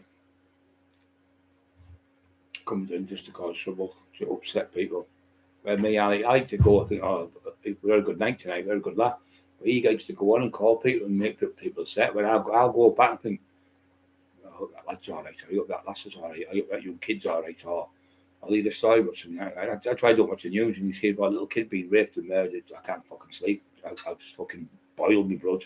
So I don't watch the news. I don't like it. Just don't like it. Paedophiles, for me, not being funny. There's no other outcome for this, is it? And this is all I would say, you know. Rape a kid, you go to jail for 20 years. If you want to get out, get your balls cut off, then you come out, and that's you. Never ever going to be able to hurt no one again. Or I prefer to shoot them in the back of the head, and I will go and do it myself. If they want to be the executioner, I will do the job for you. Your Honour, you're king. The king. I'll fucking put the bullet right through the back of their heads, every one of them, and wouldn't even bat an eyelid. Because I think to myself, that cunt's dead. No more kids can get hurt, or women or children, or any even men. They're fucking vile. Because they're not made up like tinfoil. He's laughing at children being raped. To laugh at kids being raped and laughing at Emma shaking because she was petrified but he threatened to burn the house down to rape her. So I'm to barricade herself in that fucking room in there. And then he's laughing at her. She's walking up the street. She's going like, as if she's walking down the street. Well, you have to be not right in the head, but she wasn't not right in the head. She'd been threatened to be raped. The house burnt down. The windows have been fucking smashed twice. Petrol bombs have been put through the fucking house. House was set alight. Fire bombs have been through the house. Big fucking big stones like that just missed her head. And she's had a fucking smoke bomb through the house. And the car blew up. A fire bombed the car. An explosive device in the car. So you trying to tell me anyone out there, any other woman would sit there and be like that, wouldn't be bothered? Fuck off. Even most men would shit themselves than mind women. So the reason why she got out the house, because she thought he was saying we're going to come in the back way, kick your back door in, and rape you in the house. So she was saying, well, if I'm on the street, the camera's up and people can see me walking up and down the street, I'm more safe. Of course, she wasn't thinking straight because she had a mental breakdown through it. And to sit like, he went, tinfoil went, me and my wife, you big fat smelly bastard. Me and my wife sat and pissed ourselves laughing when we seen Emma Cockerill shaking like a shithouse dog. I'll never forget that scene. Never. Because one day you'll be shaking like the shithouse dog. One day you will be fucking shaking because what goes around comes around. You know, you're going to keep getting away from it. You're going to slip up. You're going to get caught. You're going to go in one of the jails where people we know, or you're going to get caught somewhere and you'll get fucking done in. Someone will really, really hurt you bad. They won't be just a good hiding, a couple of punches in the face. I mean, really fuck you up. That's what's going to happen to you.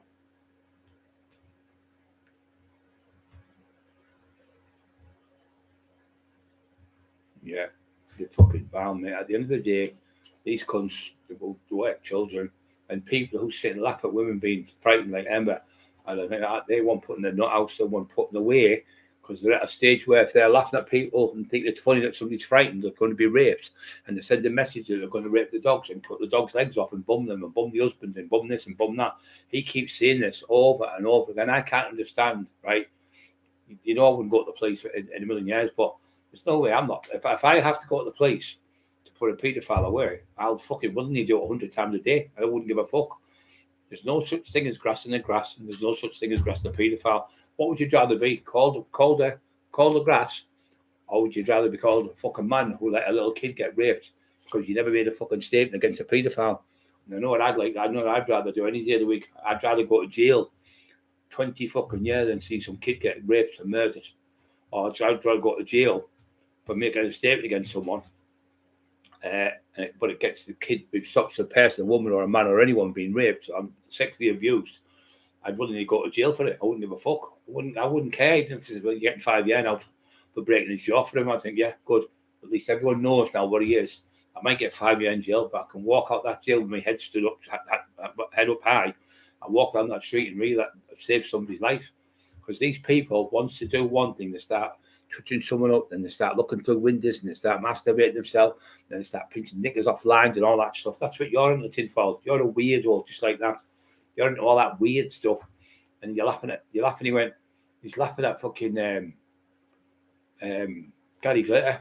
Gary Glitter. He said, "Oh, I wonder how many." He said, "I wonder how many kids of Gary Glitter's boots have been at the bottom of 5-year-old beds," and laughing at them fucking young kids as well. That the young girls who got raped. Minnie Tower and her sister put a comment. Someone put a comment saying, "If I was interviewing him, you know, I'll tell you now. I'll swear to God." I would tell him now, right to his face, if he was here in front of me. I'm telling you now, if I got in front of someone like that and I was in the cell with that cunt, I would pulverize him to a pulp. And you'd have to take 20 people to pull me off him. What he did to them little girls and raped them. I'd rather go to jail for life and bite the face off, pull your fucking eye out, smash your skull off the floor, stamp all over your fucking head. I would. That nunsy bastard who raped them little girls fucking breaks my heart. And he's sitting tinfoil going, somebody said, I would have asked which one was the best shag, and why did you rape the 13-year-old instead of the 12-year-old first? And he's put a comment, laughing faces. I just looked like, you're fucking not right in the edge, yo. You imagine the mum and dad seeing that, and the people, and the uncles, and the little daughters, the little nephews and stuff like that, putting comments like that. That shows you this man's deranged in the head. It shows you he needs putting in Broadmoor fucking or a psychiatric unit before he's going to end up killing someone. And then they'll go, you know, these films where they go, the cops know all about this, and they let it go and let it go and let it go. He's going to end up, someone's going to have to die before the police do something that comes. What he's called is, I'll tell you exactly what he is. It's called an agent provocateur. And what an agent provocateur is, you know, you have an agent, like a state agent, or you have an agent, say, selling cars or something. Now, an agent provocateur is a person where the police will say to him, right, you go and see Tommy Smith. Tell him about there's a bank robbery job here. You can get in it with him. We can get him. We'll end up with 20 grand each, and we'll do the job. So the cops set it up for them. They give the criminal all the information. Then the criminal gives you the criminal information. Like somebody like me say, we'll get Cockerill. I've tried with me. I've fucking sussed them. I know when the rats have come to me, I know I can smell the cunt a mile away. Oh, there's this job with this, that, and the other. Me and a pal of mine put a knife in his fucking eyeball, went to pop his eye, screaming. Well, they made me do it. What he tried to do was, he had 10k of cannabis. And what he done, he said, I've got 10, I can get 10k of cannabis, but it's such and such. So I looked at the job and I was looking at it. I was sat in a cafe, it was called Roy's Cafe in Middlesbrough. He was a gay lad, nice lad. He used to all the college students to go to his cafe, me and Lee Duff used to go in. And what you do this job? So they said, what it is, it's two lads in the house. He said, they live on the own, they do the cannabis, they've got 10k. So I always do do you know when you go and do a job to see a roof thing? Probably cost you $3,000 for that roof. You need a tile, you need this or whatever. So I do that, I do my recce. I'll do a recce and look at the job and see which way, how would I catch Brian Cockerill. So I've gone into this place near Groveville it was. And it's one way in this place in Groveville and one way out near Bam Bam's it was. And I looked, I thought, it's dangerous this, because there's only one way in, one way out. And if they block that exit there, of course, no matter how good I'm at driving, I'm not going to get away because there's nowhere to get out. Anyway, I trust the job. I knew he set me up, so anyway, I got him. See, I'm going to do that job, mate. So I got him on Parliament Road, got him in the back of the fucking boot of a car, put him in the car, and fucking put the knife next to his eyeball just on the side of just on Parliament Road, before where the camera is, a little club, like a little club. I said, who set me up? He said, the police have got me to do it, they've got me to do it, they set you up, they're going to block you in when you come out of the car. I knew it straight away. I just fucking knew they were setting me up. So they were doing that, they were getting people to tell them where there was jobs for me to do so I could steal the gear, and then they would come. That's agent provocateur, that's what it's called. He's an agent for the provocateur, is the deed what you're going to do. So that's what it's called, agent provocateur for the police. It's against the law for them to do it, but it's a way they put you away, really naughty villains. They set them up. They'll tell them they'll put like 2k of coke in somewhere, so you'll get it, knowing for a fact you've got it, but once it's in your car, I'll just tax it, well, where? Knowing that nobody's going to say, well, I got it off me, whatever. You can't prove it, so you're caught with 2k of coke in your car, you're going to deal for the 2 kilos of coke, because they've got you down as a drug dealer, they've got you at the top of the trees, they're the main drug dealer in the town, going to jail, so I knew what they were doing. Sneaky bastards. Oh, terrible. It's terrible what they do. And what else they do is they'll break in your house. By law, they have to get Home Office approval, right? I know I've got ex-friends with SES, ex-SES people, army lads. So what they do is you have to have Home Office approval from Douglas Hurd. They have to sign on it in his administration department. He was Home Secretary at the time. And they give permission for the police to break in your house and put a bug in your house. Well, they have to have, they couldn't put it in for so long. I think it's 10 days or so, 20 days. And you have to, they'll get 10 days and then the second 10 days, you're talking hundreds of £1,000 the operation, 24 days, 7 days a week. They've got people watching you and bugging you. So what you do is my mate Paddy Watson, great lad. He knew everything about scanners. He went, listen, Big Brad, he said, because we had different phones and I'd have like a special phone. Just him and me, he'd have that number, bam, bam. 5 people would have it in the whole area. And if that rang that number and I could see that, I'd Steve that. And that Steve would mean ring me back. So we wouldn't talk on these phones. So I'd go to a payphone. All right there, Tommy. Even though it was Steve. All right, Tommy, what's the matter? I need a BMW tyre. The tyre's gone. Well, that meant the key of coke. Or I'll need a 9 of them. I mean, a 9mm Browning or something. Or I'll need a car door. That'll be something else. For all the different codes, you've got them on your head, but you never use the proper names. You have little codes. So he says to me, he said, stay in the flat. He said, today, don't go out. They're watching you. I'm on Durham Road. I've been past about 4 times. He's got a haversack. If you look out your house now, I had them fishnet curtains. What do you call fishnet? I like a fishnet. What's it called? Is it net curtains?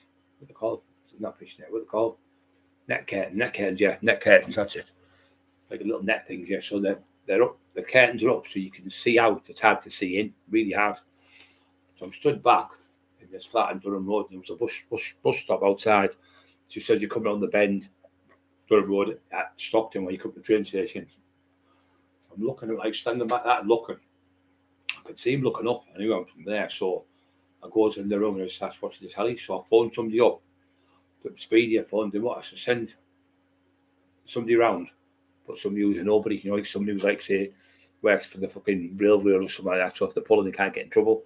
Tell them to bring me some shopping, DVDs, blah blah blah blah blah. So I get like a loaded what do you call it, fucking video machine and a video. Get some videos and that. I'm gonna have to stay in because what happens when they're on here, don't let you get these fucking divvies. There was another set of lads doing it, and they were further down Durham where they were onto these lads, and they used to do ring Land Rovers. So I was knew this lass. She worked in what's it called? Fucking used to do furniture. What's it called? High something high. Hygiene. That was it. Hygiene. I think it was cupboards and that for kitchens that did. She was on the set assembly line. They did like I think they did 12 hours a day for 4 days, which was like, I was at 5 days, I think, and they got 2 days off or something, so they did 50 hours, or 60, whatever it was. So she's on there, anyway, the lasses thingy messed around. She what's the matter with you? I'm fucking sick of the police. They've been in my house for a week. They're watching these lads on Durham Road, they're ringing cars. And so I've got in the fish and chip packets on the floor, and they're getting on my nerves. So I've obviously went straight on the guy and I went, listen, don't do nothing, don't say fuck off, but you're getting watched. So see that house at the very bottom behind me now on my left hand side where I'm pointing my thumb. I'm doing that like that. I said, that house there, the end house, they've got cops in there watching you with cameras. I went, oh, brilliant, cheers, mate. The daft cunts, when he come out and started pulling the trousers on, showing their asses at the cops, I thought, you fucking totally fucking mentally deranged cunts. So what happens when you do that? The next time you might not get to know they're watching you. So you're going to get caught. So what you do is you just be normal. So I stayed in for 10 days. I was getting videos dropped off. I was getting food dropped off, pizzas and kebab shops. I had all that Durham Road. I had all them shops and kebab shops and everything with security. So I stayed in a full 10 days. I thought I'm staying in. So after 10 days, I came out for 10 days and I got our skinny to come with my brother. So we drove all the way to Bridlington. We got an ice cream and we came home. So there on the thing, it's gone all the way to the next day. We'll go all the way to fucking Scarborough. We know that we could see him following us a mile off. Got all the way to Scarborough, bought an ice cream. We went on these. It was like a fun day out, like a. I can't remember what it was called now. There was another place in York you went, and it was like a medieval castle and all that. We went there, so we started going out to different places. The cops, but they called it off within a couple of weeks. So that because they can't keep doing it because it costs hundreds of thousands of pounds. It was called Operation Gorilla. Cheeky bastards called me a gorilla because it was massive. He said, we're calling it Operation Gorilla. So Paddy Watson was great, like passed away. And he used to be really, really good with the scanners, Bam Bam, BJ, all them, we're all good on them. And that's how we used to find out things. So I just stayed in for 10 days because if you're going out, say you're working with Tom, Johnny, Andy, Wendy, Sarah. So if you're going to Tommy's house, 22 Sussex Street, Wendy, such and such, 46 Parliament Road, Tommy Jenkins, you're putting all them on top, and you're also, if you're working with them, they're doing gear, you're getting the chance they could get raided. So you never ever go near the dealers who mind the gear for you. You never go near them. You pay someone else to put the gear in their house, and then you pay for someone else to pick it up and drop it off. You get these greedy bastards doing it themselves from the scene, going to the house, and what they do is they've got a map on them, and they'll go, so right, Liverpool, Middlesbrough to Liverpool, Sussex Street, 10 o'clock, 30 days, on the 30th of every month, goes from there to Liverpool. So they've got a map of you where you're going, they've got you all over, and then what they do is they hit you that day, and they know you're going to hit that address, and you're going to hit that one, then you're going to be, like, wait, when you're coming back with it and you're dropping off at, say, on the way back to different areas, different towns, they hit all them at the same time. So they hit 30 houses, and you've seen them where like 30 people were caught, and they got 136 years. That's because that one person's been going to that address. On the way back, he's going to that address and that address. So they put it all down, and because they catch you through the satellites, everywhere you go, the satellites pick you up. Even when you turn your mobile phone off and take the battery out, they can still find your fucking phone. They can still search your phone through your battery. It just never turns off. Honest to catch you. How they caught the fucking people in Liverpool, they threw it in the Mersey, smashed the battery up and the phone, and the divers went in, found it, got it out, and found out how they killed that lad, found out what the weapon was and everything. So them phones, they can hear everything you're fucking saying. These things now, they can hear everything you're saying. Somebody said to me, whatever you can beam in, they can beam out. because the technology is that good. So what happens is they'll come to your house, and bust you for say something. And while they're busting you and they're searching your house, got a warrant for something, just a bogus load of shite. They'll bug your house. They'll put a bug in your house. They'll hide it. They usually put it in the living room, in the light in the living room, in the kitchen, or in your bedroom. That's the three places they put it. That's the three places they'll put it, but mainly in the living room. And they can put a probe in a telly. While your telly's on, they can still hear everything on the telly, and they can go over the probe and hear everything you're saying. Even if years ago, you turn the stuff up, like the old like radios up and that. They can hear everything, so they've got the technology unreal now. They've got a device now. Years ago, they used to point it at your window, and it was a red beam. It would go along the beam. It would transmit. Your window would become the transmitter. When you talk, the vibration would hit it, and that would send the signal along the red beam. They'd pick it up, but you could see that red dot. But now they've got a new technology. You could be at Old Trafford in front of 100,000 people. They can point that machine at you, 2 people, and hear everything you're saying with the earphones on. In front of 100,000 people at the football ground, that could block it all out. Fucking unbelievable, the stuff they've got. But what they do with it, they put a bug in your house, and then they'll be like, say, be me, Tommy, and Andy. So there's only us 3 in, right? We're in here going, well, what we're talking about, we'll get that gear, get that gun from there, we'll put the gun there, we'll go to Sarah's house, put the money in Sarah's, we'll go there, we'll do the armed robbery, we'll burn the car out and all that. They're all waiting for you. They're all stood there waiting with guns for you. Go, and then you think, well, fucking, you'll get padded up by, say, Tommy. And then Tommy will say, well, I never said that. You never supposed to, he must have grassed us up. So they've got you now thinking that you have grassed each other up. But it's not yours. You have grassed them up, but not willingly, no. Because they bugged your house illegally, because they don't get the permission off the Home Office, but they still put the bug in, and then they come back and they raid you, and when they're raiding you and catch you with the gear in the house, that's when they take the bug out. The sneaky cunts is what they've done with me. But I found the bug. I found the tracking device in my car. It was under me fucking. It was under me. You see, not my seat. Under where your seat is outside, where you sit and you're driving. Underneath, it was about that big, not as big as that, a little bit smaller, and it was metal. It was like a mobile phone. It was like magnets on it. It was stuck, and it was stuck on. It was called. It wasn't a. It was a tracking device I had. So I went to a place called I Spy in Kirkham in Leeds. I went there, and they called him Dave. This lad. He was ex-SES.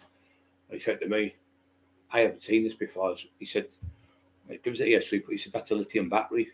So I didn't know what lithium batteries were really powerful. He said, so he put it on. He said, usually they're about 40 to 50% power. If it's any more than that, it's something like a Man 5 or SES. The only people would, but I've never seen that device. That's new. So he put it on. It was 98% the power. I went, fucking hell. He said, "This is serious. This." What do you mean? He said, "Oh, it's serious." He said, it's emanating, meaning it's coming on VH frequency, which is television frequency, which you never use. You must be dealing with someone. He said, if you're not dealing with someone big, you must be knocking around with them or associate with them, because this is like top people after you. I fucking shit myself, tell you the truth. I wasn't like, lie to you. Anyway, he's turned it off. He said, "It's off now." Said, "Well, what they've done is," I said, "What do you mean?" He said, "Well, it's coming on for 10 seconds. And it's going off it's coming on for 2 seconds, emanating, beep, and it's going off for 10. He said, "That's 2 reasons." He said, 1, saves the battery, and 2, if you're doing that if you're doing that with a probe for 10 seconds, you'll find it. If you do it for like 1, 2, you might not catch it. So this is MI5 SES type people. The only ones that got it. He said, "It's not a normal place," because I work for the normal place and I sell them the equipment. So anyway, they come. Me and Kev Kilty was there. Me and Kev Kilty and Big Bright Friday. Kevin tells the story on one of the things if you watch it. And they come out with 17-hour response. Come round now, something, and he had them fucking. He had this cop he's retired now. Shadford, he was called, Inspector Shadford. He was known for having a half. You know, when you have a sledgehammer, he had half a sledgehammer. He had the hammer bit on, with so much wood, and he smashed people's door in with the wood. He'd hit the wood bit, and he'd smashed the door in with it. And he was charged for more assaults on the public than any other police officer in Britain. He's a cunt. And he was a big, tall fucker he was. Anyway, he come in, I had the car, I had a Saab convertible, 9.3 it was, big bright number plate on it. So they come over the drug squad, and there was 17 armed response come, and they've got the guns. And I said, "Here, put the guns down. There's fucking kids stood there going to the cinema. Put the fucking guns down, you fucking assholes. Kids to get shot. Hundreds of kids stood, going to the cinemas." Anyway, so they've come over, and I put my phone on the phone watching Woodhouse. I found it. What's it called? I found a. Actually, what's it called? Now. I found I'm trying to work out what it's called now. I've just lost it. I found this device on my car. A bug, not a bug. What's it called? I forgot the name of it now. Anyway, what the fuck's they call it? When you're frying fries, what's it called? A transmitter. Not a probe. What the fuck was it? I can't fucking think the name. But anyway, then I found it. I said, I've got it on my hands now. I said, I haven't had Home Office for approval because the can't have. He said, so I'll come in there. He said, so and he's talking. He run over and he flicked this fucking thing, and it was the first time I'd seen it. It was a telescopic kosh. No, a kosh, what you hit you with. And he went like that, when you hit me, I'll knock you down, you stupid old cunt. He's about 60 or so. I'll knock you fucking into next week, you daft old cunt. I was fucking you to rip my shirt off like that. Come on. And they're all stood back, the cop was shitting themselves. So anyway, they put me in the car. I got put in the Saab, and they searched the car and everything. Searched that outside my mum's house with cops. My nephews, my cousins, all the cops were waiting, like they were going to raid all the houses. But a tracking device, that was it. They had the tracking device. So what I done, me clever cunt, I went, well, you can't prove we had the tracking device. I said, oh, I can. He said, well, how can you? I said, I've got the serial number. The lad in there downloaded it on the computer and sent it to Watson and Woodhouse solicitors. So they've now got that tracking device number of the code. What you illegally fucking, there's no need for this. He said, because you're such a good driver, we can't keep. I said, stop trying to patronise me. You fucking illegally put that in there. You have to have Home Office approval, and you haven't fucking got it. He said, there's no need to make a complaint and all that about it, and this, that, and the other, and all this shit. So Kevin was in the cells with us, and we were only in 20 minutes. I said, listen, Mum, to this police chief inspector she was. I said, he takes more drugs in our cell, this copper. He's bent as fuck. I said, he's under investigation for pinching a combi boiler out of the fucking desk with a desk sergeant in the middle of the police station. He's been in the papers for it. He's been charged for it. There's a criminal court case going on. I said, and that fucker's been charged for hitting more kids, beating more people up than any police officer in Great Britain. She said, so she locked us in the cell. I could hear near the doorway. She said, you said they'd have thousands of pounds. You said they'd have drugs and firearms. They've got £100 between the three of them. And he said, and you've illegally booked the car. You've illegally. Have you got where's the what's it called? The warrant. Where's the warrant to book for the bug? There wasn't a warrant. So I had them back to rights. He said, well, why didn't you just put it on like a train or something? I said, no, because I wanted to take the bug so I could sue them and fucking take the court, but I never got it. But I couldn't be asked fucking going to the courts and suing. I couldn't be fucking bothered with them because I was making that much fucking money. I wasn't bothered really, but every time they've done it, I always just think, how would I catch Brian Cockerill? I think the first thing I'd do would bug the house. So I got the bug kit. Kev killed his brother, was ex-MI5 he was. He worked for years for top bloke. He showed me all the stuff to fetch. So I used to get that and I'd detect to see who's out of the cars and all that stuff, and I'd just watch things.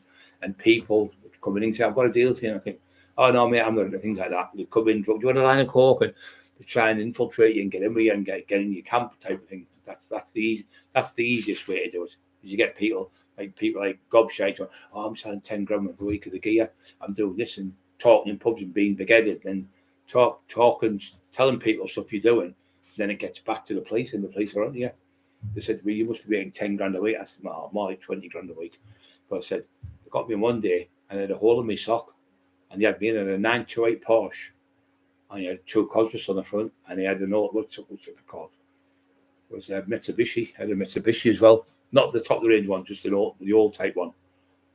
And I had a 2.8 Supra. I got it because it was like Back to the Future kind of the digital thing. But it wasn't fucking great car. It wasn't brilliant. Shite brakes on them. But they nicked us. And and they took us in anyway. I said, "You're not searching my car until I watch you search it." He went, "No, well, we have to have the keys." I said, "Yeah, well, I'll open the car. Do you think I'm a fucking idiot? You're going to put something in the car and pull me down the road 10 minutes later, 20 minutes later, find a handgun or something in the car? Fuck off. The car's still in my hand. You want to kick off? We'll fight now. Oh, do you want to kick off now?" So I've been to the police station, stopped me, said, "I'll just leave." And then so, "Go on, then you can search the car." So he searched it and said, you get away from the car. You don't need to be near the car." I talk like shit, honest. And they were opening the seats and I've looked in there and look. So we established there's now in the car. There's now in the car. I said, how's your daughter?" I won't mention her name. I knew his daughter. She used to buy fucking ecstasy off me in the Eclipse Club. She used to buy one of the copper's daughters, the main fucking police officer, which I could name him, and his daughter's name, and the address where they live and everything. She was buying fucking ecstasy off me every fucking week. His own daughter. We went fucking red when I said the name. Purple he went. And I say, "You might know your little things on me, and I know my stuff on you, you fucking slink." And I knew his daughter's best friend's name. In the fucking club. And there was cops buying coke every week off people I knew. And solicitors and barristers and fucking mayors and fucking clerks and bank managers and everything. They were all fucking on it. Honest to God. The tracker on the Saab convertible. Yeah. I had the red one stay I had. It was the old type one, 993 I think it was. But I bought it for 21.5 grand I got it for. I actually taxed it off so in the end. He put money down for me to do it. And I did a job for him. I think I put 5 grand on the car on to get it. I tell you where I got it from, Steve. I got it from Alexandra's, over Stockton. Alexandra's Saab dealers there. 21,500. So they said to me, "Oh, could you do us a favour? You bought the car. So could you bring it back in because it's digit out?"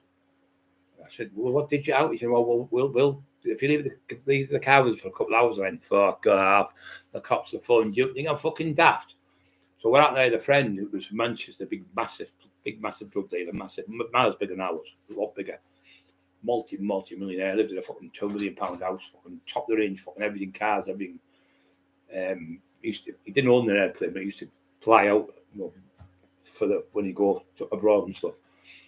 Like Marbella and places, I used to go like places there. So when he was in the house, he had a mirror on the wall, and it was a two-way mirror, and he had a device where you walk in, you stand on it, and it's a sense pad, and you touch it, and it would start recording. So he's gone out there, and he had a 10-digit. We've all got 4-digit numbers on our.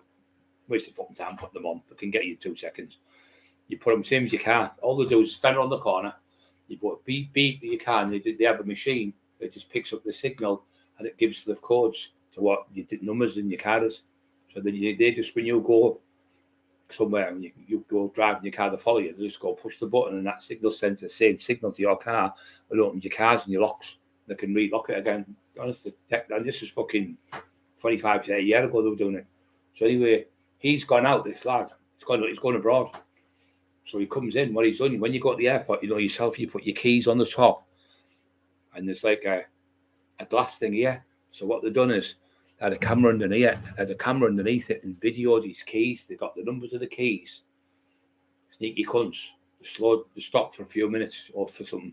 Said, "Oh, where's such and such?" So slowed down for the lad just looking about. But it was 2 minutes or something, and they took a picture of the fucking keys, but they couldn't see the flash. So they took a picture of the keys, and they've said key number 45367. They give that to the fucking locksmith. The locksmith's already at your house. Within 10 minutes of being in the airport, the 10-digit number was, they broke that, got through to it, got in the house, but they didn't know you had the pad sensor on the floor. So they said, right, put one in the kitchen, put one in the dining room, put one in the bedroom, and they're putting the bugs in everything. But he's got them all on camera. So when he come back off his holidays, he's caught them all. Went to court, and that's how they were doing. So what they were doing with people were buying like cars. They were good. The car dealers, the cops were saying, "I'll just say there's something wrong with the car, or we've done the digit wrong on your number plate. It should be the other way, A B instead of B A or something." And that's what they were doing. So they could have your car and have it away. The cops and fucking put bugs in your car. Sneaky bastards. So I taxed this lad in the end. Took the car off him and never paid him. So they've got these bailiffs to come to my house from Redcar.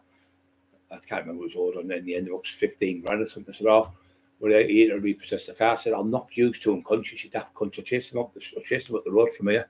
And they went, he said, oh, I got all the John Black, John knew them. They live in Redcar. And they never come back. I kept the car. Fucking, they never got it back. 5 base just outside Belfast. Underground bomb-proof bunker. Yeah, they've got all sorts, mate. They've got both. Kev Kilty's brother was in MI5 for years. He was in the SES, really top. They're Brian from Winniebanks, really top bloke. And he's only 5'7", but fucking lethal. But they can fight and everything, fucking unbelievable. But that's what they do. They put something in your house. Believe it. You might be moved. See, you're getting a council house. They'll get in that council house before you even get in, because if your name was as big as mine, it'd be everything I fucking done. I went out with a little bride flight one day, and I went and booked a holiday in Colby New, where the shopping centre is. It's at Colby, I think. The indoor little market thing there. There's like little shops and that, and there's a holiday place there. So his mum works there. Big bride flight. He's passed away now. So I went in. I paid the holiday to go abroad. I think it was Spain. I think I went to Spain. So I paid the money, went up for to give her the money. The cops followed me and went in. So anyway, she phoned Brian and said, you know, you have just left. The police have just been and asked where Brian's gone to. And what hotel he's booked at and everything. So when I got to the place, I just changed the hotel. I went to another one when I was there. Sneaky bastards. That's how sneaky they are. And then they book the hotel you're in to see if you're up to, and then there. Oh, they're clever. But you just got to think how they think. If you think how they think, it's hard to get caught. And then you get these stupid bastards. They'll have 10 key of coke in the car, and they're doing 35 mile an hour on a 30 mile an hour road, pulling you over just for a road check because you're speeding. You're going to jail for 20 years because you're speeding like a stupid bastard. Instead of just getting somebody else to do the job in a rented car with their name all registered, it wouldn't come back to you. Stupid how they do it. You could get something to do for like £500 or something. Greed in the end, or anything. Psycho, okay, Steve. Yeah, that's the one. He's dressed up. Tinfoil is him. You'll see if you go on his page and have a look on the Walk Right, you'll see all the multiple different people he thinks he is. He's fucking deranged. Jimmy Savile was a good man. Honest to God. Fred West. Rose West was the best woman and the best mother in the world, he put. But he's got multiple personality disorder. His cousin told me, diagnosed with schizophrenia and multiple personality disorder, which is MPD, where you think you're somebody else. So that's why he has all these multiple different people. And they're the type of people who can get up because they can do it under, like, say, a psychopath called Tommy the Psychopath, right? And then they go back to Johnny the shopkeeper. So when they're talking to Johnny the shopkeeper, they're not talking to Tommy the Psychopath. They're talking to Johnny the shop, because they've got multiple personality disorders. So they have this order where they go, no, I was in the shop last night, and because they're talking as that person, they really believe they're that person. They are that person because they've got multiple different personalities. It's so hard to catch them then because they're telling you the truth. And I was in bed, I went to sleep, and they go through that. So when it comes up on the lie detector, they win because they're telling the truth, because nothing changes, because they really believe they're that person. And when they're going, well, you've done this murder, and they'll go, I never done that, wasn't me, it was Thomas. Thomas will be the killer, and Andrew will be the good guy or something. So sometimes you'll see them where they break. It's called a fracture of the mind, fracture of the brain, where your brain fractures, not smashes open, it fractures, where there can be multiple, and then they'll come out with all these multiple different people, and that's how they catch them. Terrible.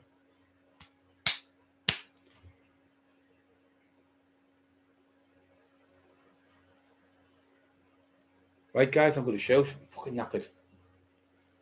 2 hours I've done. I hope you're okay. I hope you like the dog. It wasn't about hour. I don't know. I was done about hour last. She fucking killed me. She's not the one laughing too. She's funny. She's a lovely girl. She is. She's everything for me. 4 years I've been bad. She's never fucking followed once. Getting called names, prostitutes, going out with some people, meeting people, all fucking shite. All tinfoil in his that little fucking Irish bum. Absolute shit. never leaves my side. I went in the hospital there. She sat there every day. Her and Carol, every day. She never missed one appointment. We were there once for about 20 odd hours in the hospital, about 26 hours. She sat exhausted, falling. Go home, I said, I'm in my bed, and she sat in the chair. 26 fucking hours. She went for a walk and I'm fucking things like that. But 26 hours in the hospital waiting for me. Fucking scumbags trying to break us up. They won't break us up.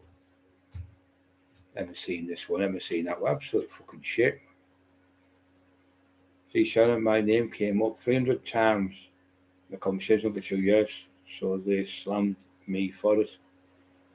Oh yeah, well, when there was all the stuff in Leeds, when I was allegedly working down there, when your name's getting coming up 100 times a day in Leeds, your name's talked about. Yeah, because I was taxing all the black lads down there. I wasn't fucking working with them, you fucking idiot. Taxing them coming into Middlesbrough. I said, you're not fucking coming here, get the fuck. I was chasing them out of Middlesbrough. Yeah, it's a setup. Yeah, they can do what the fuck I want, mate. I can. Conspiracy. Freedom. Right, guys, I'm off. I'm shattered. See you tomorrow. Love you all. Sleep well. Be happy, smile, and always remember, I'm always here for any one of you, anytime.